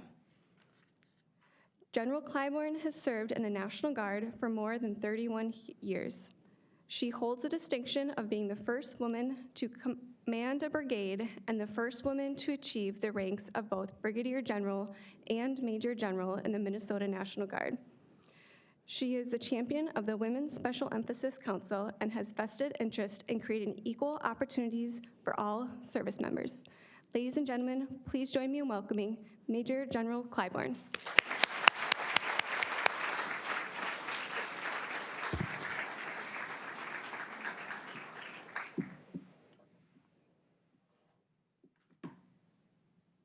Of course, the day that I actually do this, the technology doesn't work right, correct?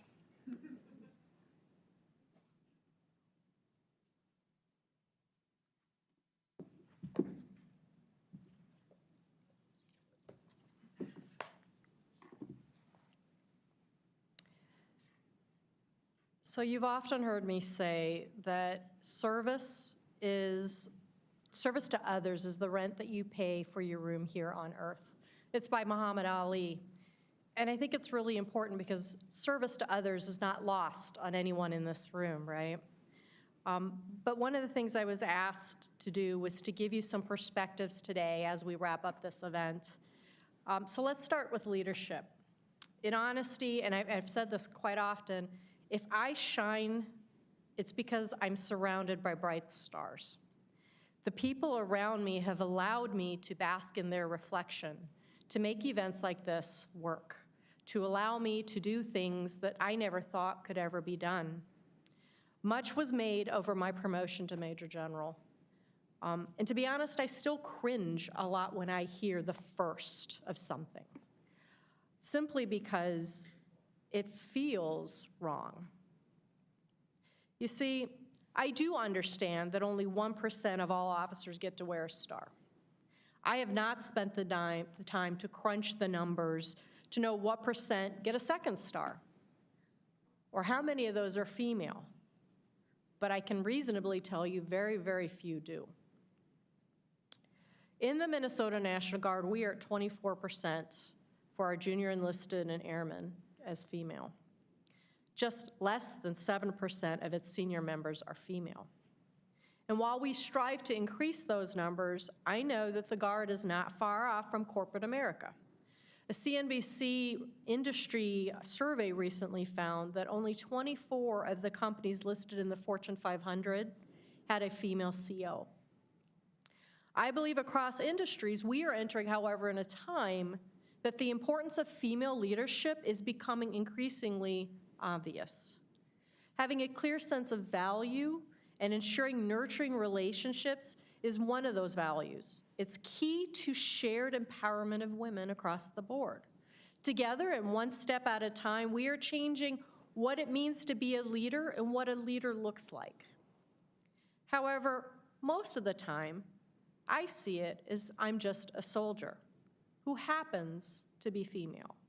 Because at the end of the day, just like everyone else, I just want to do my job, and I want to do it well. Because if I do my job well, then I have prepared the next generation for the demands of the future strategic level requirements, while simultaneously helping our soldiers and airmen develop into the leaders that we need today. And while I have achieved much greatness in my own personal journey, it is not the end of the road, and it's not the end of the story.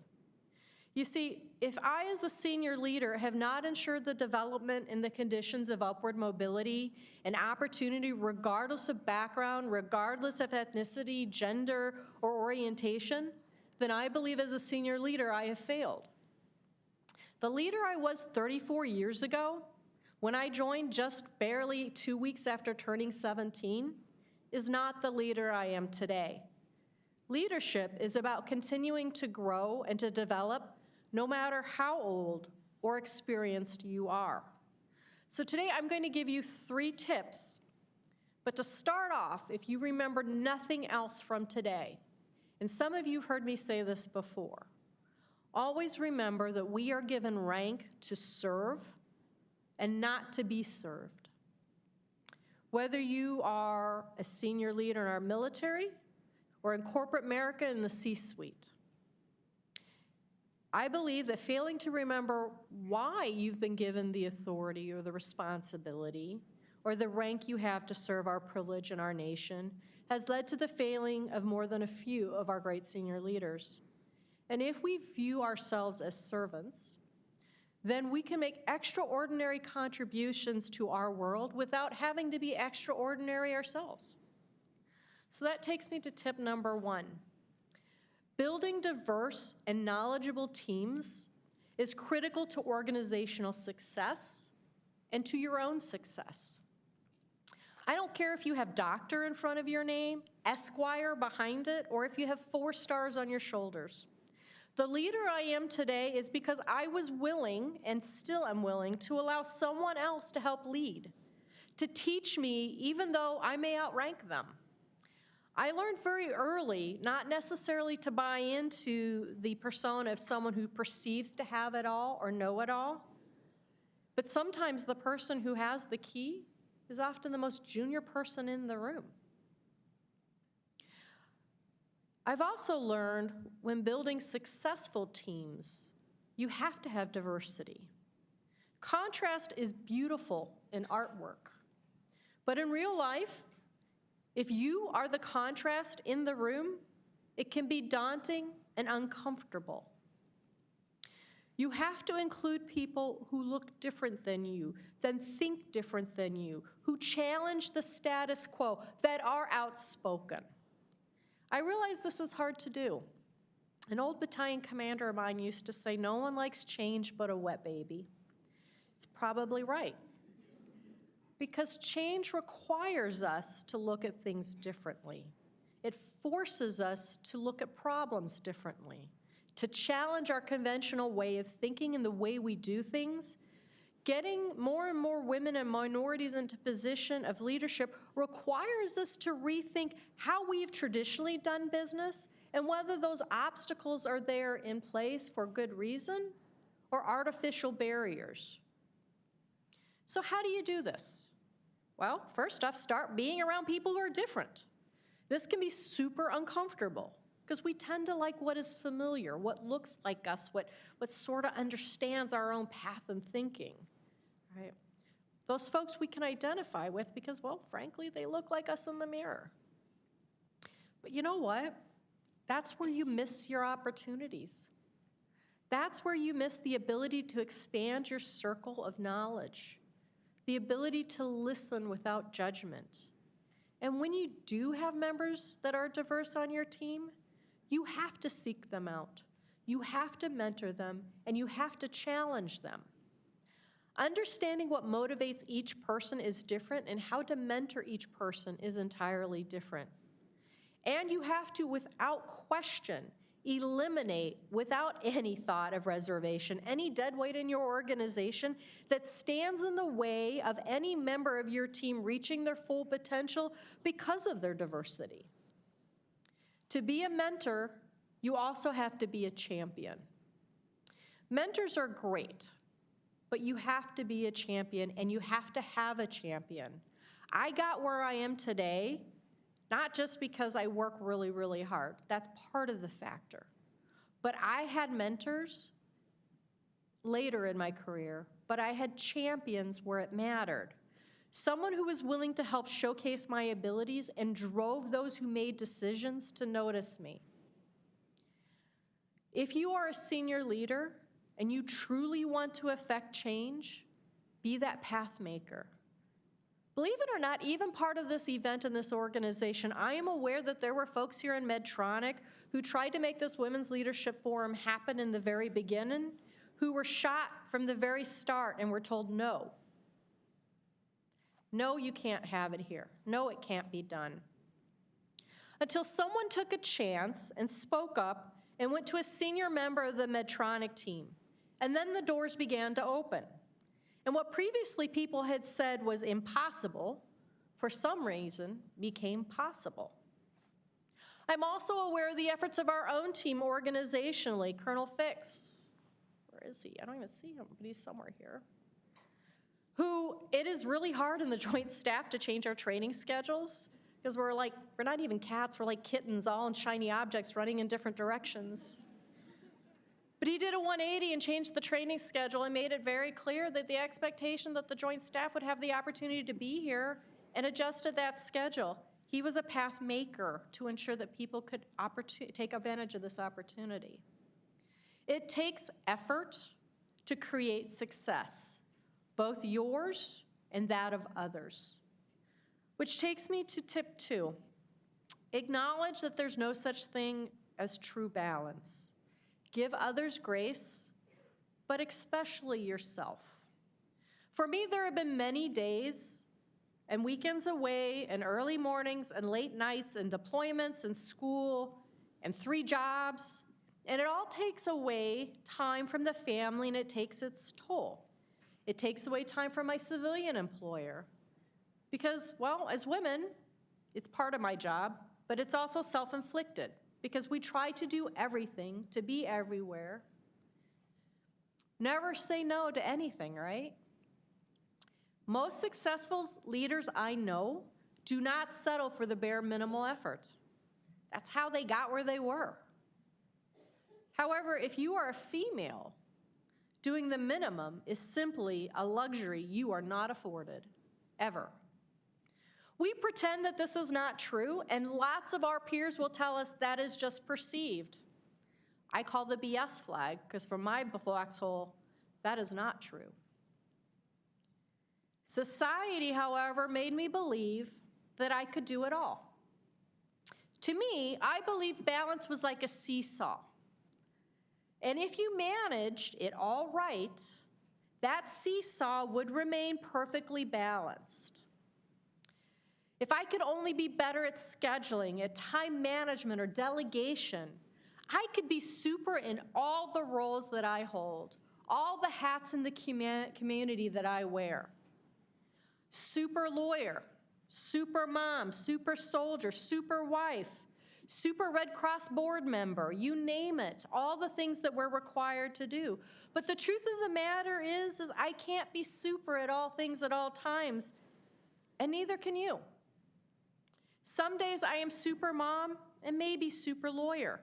Other days, I'm super mom and I suck at everything else.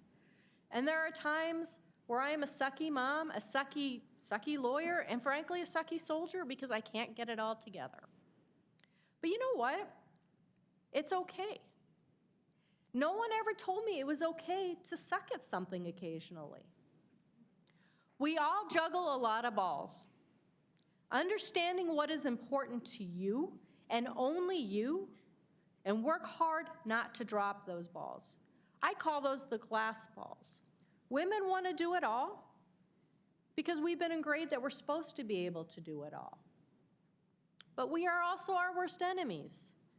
Sometimes people come up to me and they say, I don't know how you do it all so well. Well, the truth is I don't. You see, you only allow people to see the window that you want them to see. You see the happiness, you see the success, you see the marathon running. You don't see the 3:30 in the morning wake-up call. You don't see the 9:30 at night crying in tears, figuring out how am I going to fit it all. I'm a master at time management and calendaring. No one has quite a calendar like I do. Trust me, I don't even know where Camp Hike Camp is, but she'd tell you that's the case. But I've never missed a deadline. I've never missed an event until recently. And I had to admit I was over my head and working hard to get back. But my type A leadership personality did not allow me to make that admission early on. So last week, I had a really, really bad week. I mean, like a really bad week. I missed a hearing, which lawyers never are supposed to do. Apparently, lawyers do that routinely. I just didn't know I could do that. I had to suffer the call of a judge's clerk calling me, totally embarrassed, because how could this happen to me? I am the master of the calendar. I have a stack of overdue stuff. I think there's a paralegal in this audience who knows that I owe their organization some stuff. To say I was on my wit's end, on the edge of a breakdown, would have been an understatement. The words I was using to describe myself and my failures were not kind. So I did what we're supposed to do. We hunt the good stuff. And I called a battle buddy, and I said, man, let me tell you about my week. And she listened. And then she said, would you talk to any of your soldiers that way? No. Would you talk to another attorney that way? No. Then why are you talking to yourself that way? Oh, I don't know. That's a good question. She said, no, you wouldn't, because you would give grace to others, because that's what you do as a leader. You give grace. So why can you not give grace to yourself? I don't know. I don't know. So what I did is something that is not usual. I admitted that I had made mistakes. I admitted I was over my head. So why do I tell you this? I tell you this because as leaders, we only talk about the successes. We put up the smoke and mirrors. We talk about all the things we think you should be doing and how you should be doing it, but we don't talk about our failures. We don't talk about how you dust yourself off, you put a plan in place, you figure out where you went wrong, and you move forward. We don't do enough of that. And as a result, we often make people feel as if they're not adequate enough, right? Because if you could just get your shit together, you could be like Clybourne. You could do all the things she does. She wears so many hats. She manages so much on her calendar. Wow, why can't I be like that way? When I look at my male counterparts, I often think that. And then I realize, maybe it's because I'm not recognizing all the things that we do. That brings me to tip number 3. The last tip is don't ever let anyone tell you no. No matter who, including yourself. Some of you heard me say this before, but always, let me repeat, always show up. If you ask me what the most single important piece of advice I wish I'd had starting out my military career would have been, it would have been surely Chris Holmes' statement that if they don't give you a seat at the table, to bring a folding chair. I would add now that I've been at this for a while, that while you're at bringing the chair, forget that. Build your own table with an unlimited number of seats and invite everyone along on the journey. You see, women and minorities especially have not been afforded a seat at the table. One need only look at the recent sexual assault and harassment scandals that are rocking our military right now. How can we afford women to sit at the table if they can't be treated with dignity and respect, which every team member deserves regardless of their gender? But here's the fact. You cannot control others. But you know what you can control? You. You can control 100% you. No matter what day you're having, no matter what happens in your life, no matter what someone tells you, you keep showing up. Because if nothing else, you'll wear them down. It works. But I will also tell you that there's a voice in your head. And some of you heard me talk about this before. And this voice presents itself as kind to you. It says things like, don't bother. Why show up? Why try? Sometimes I have to tell mine to sternly lay by its dish. It seeks to protect you. It really is so that you don't fail. But the truth of the matter is, without failure, there's no growth. Without stumbling, you don't know how to course correct or to make the changes you need in your life. J.K. Rowling sums it up nicely when she says, it is impossible to live without failing at something, unless you've lived so cautiously that you might as well have not lived at all. So as you leave here today, ask yourself, what would you do if you were not afraid of failing? I do want to recognize, however, that women, and I've been told some men, but it seems to be primarily women, suffer what the business world calls the imposter syndrome. I have it daily. For those who don't know what the imposter syndrome is, it's where you think any day they'll figure out I don't belong here. I'm not smart enough. They'll figure out I don't know how to do this job. I'm a fake. Or as the irony is, I like to say, fake it until you make it. But even more so when you account for the fact that I have risen to a level of success in the military that's against the odds. Someone once told me that I could never, ever achieve this rank because I was born with the wrong parts. Pretty sure God made me the way I was supposed to be. But you know what? I didn't let them tell me no. I allowed myself to continue on that path. But it doesn't matter that I run a successful law practice, or that I've achieved the rank of general, or that I have titles and accolades, or that I have a beautiful daughter who, despite driving me crazy, will turn this world on its head and will do amazing things. I yet continue to doubt my abilities. Why is that? Crazy. Some would tell you, as a senior leader, especially as a female, never show weakness, ever. Especially since we reside in such a heavily male-dominated field. Or as a few of my male colleagues have told me in the past, you have to have balls of steel. Well, I've learned that maybe occasionally telling the truth and lifting the veil to show vulnerabilities will allow others to see that the struggles are real, and despite that, you can adapt and overcome. Maybe it shows that the leader is human.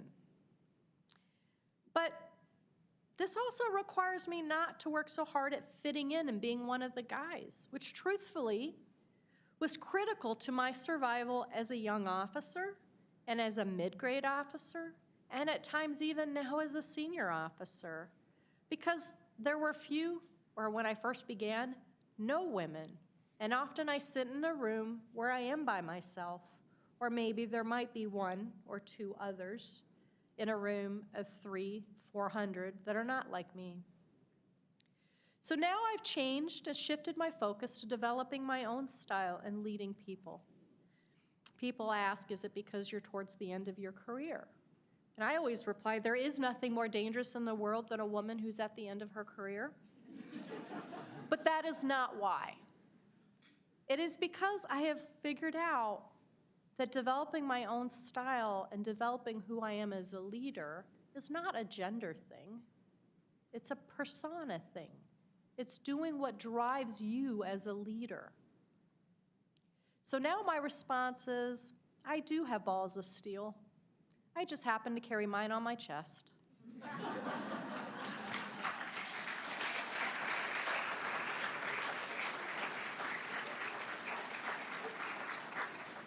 So to close, Sheryl Sandberg, the CEO or now of Facebook, once summed up leadership in a single sentence. And I hope that you keep this on your leadership journey. Leadership is about making others better as a result of your presence and making sure that impact lasts long after you're gone. Your job is to serve others so that they may achieve their highest goals, so that you in turn will achieve yours and be the best you absolutely are destined to be. Thank you.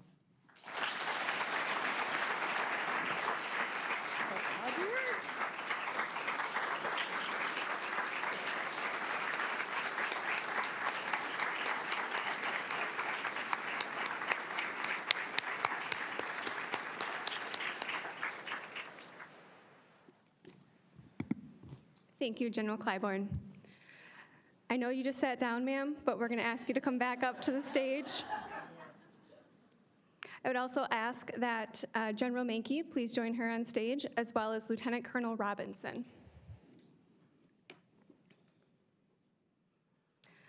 Will the following individuals report to the Adjutant General, Captain Kristen Ort, Senior Master Sergeant Jessica Ferris, Master Sergeant Stephanie Malm, Sergeant First Class Daphne Pierre.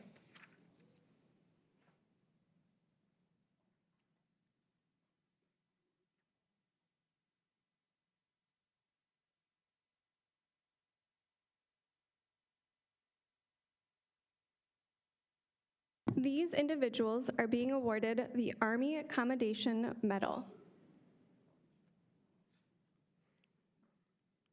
Will all civilian and military members please stand?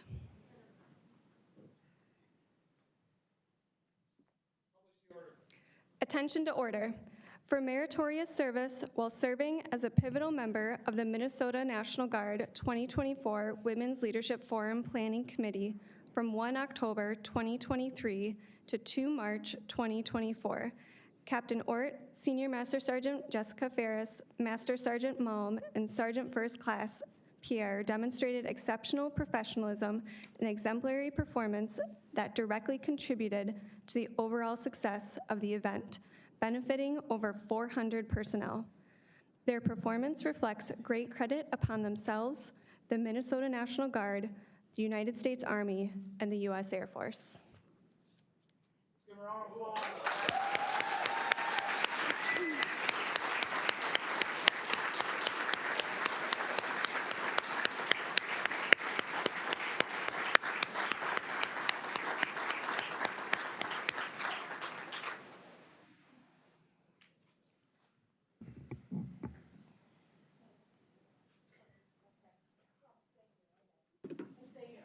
Thank you, ladies.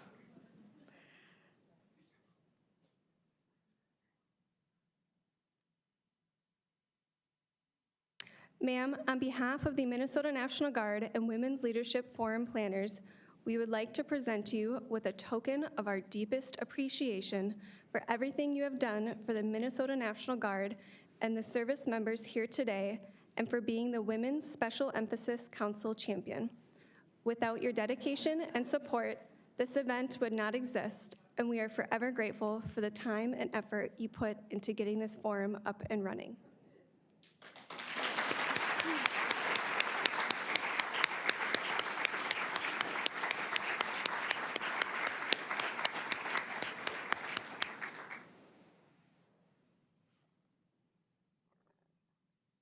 We also have a photo collage with signatures that have been collected throughout the course of today to commemorate the 10-year anniversary, and now we present it to you as an enduring memory of all that you have done for us. Thank you again.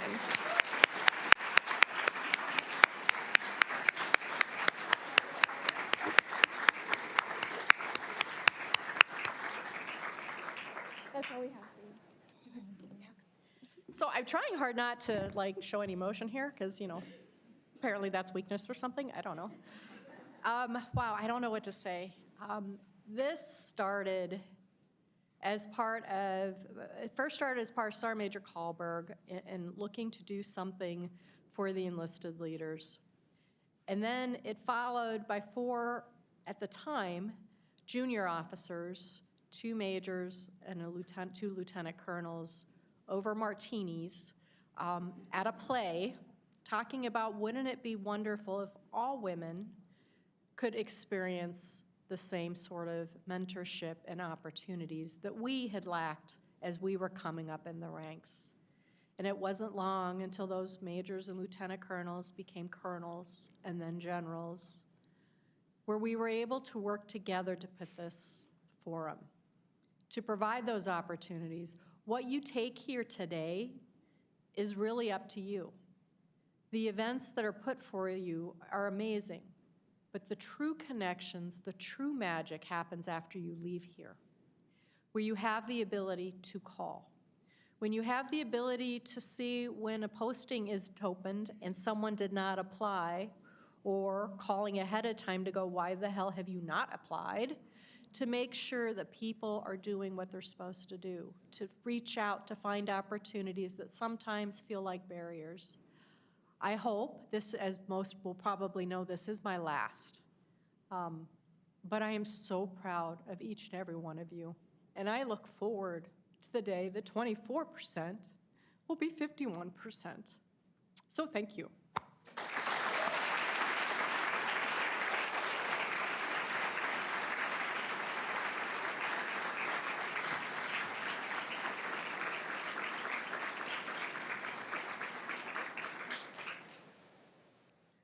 As we wrap up today's training, I would like to extend our appreciation to our partners who made today's possible, to include Medtronic and the Medtronic Veterans Network, our AV supporters, the Minnesota National Guard Public Affairs team, and our vendors and experts who provided outstanding instruction or mentorship. Additionally, I would once again like to acknowledge the members of the 2024 Women's Leadership Forum Planning Committee for their hundreds of hours developing, organizing, and preparing every detail of today's event, from coordinating the venue, identifying the speakers, designing and marketing the training platform, as well as logistics and execution. Without their attention to detail, today would not have been possible. In the coming days, you will receive an email survey about today's event. You can also take the survey now by scanning the QR code in your folders. Last year's survey were instrumental in shaping the content of today's event. Please provide thoughtful feedback so future events can be even better. We will also be looking for volunteers to take the lead of a new planning committee team next year. Let us know if you're interested when you take the survey. Today's event has been an incredible opportunity to share with you all great lessons from our experts and provide you all tools to be part of joining the conversation. This concludes today's program. Thank you for attending, and we look forward to seeing you next year.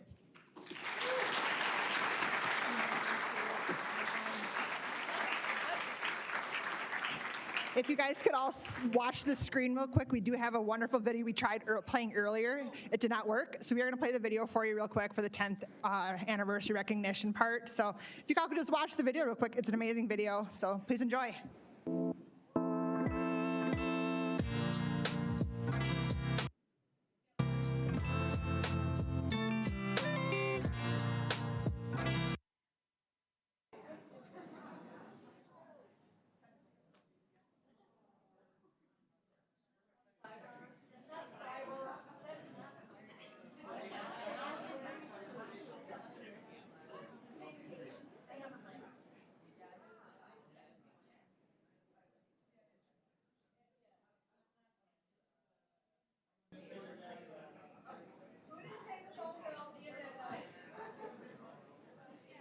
Well, if it doesn't play, we will send it out to all of you guys so you can view it at a different time so that you guys can enjoy it as well. So thank you for coming.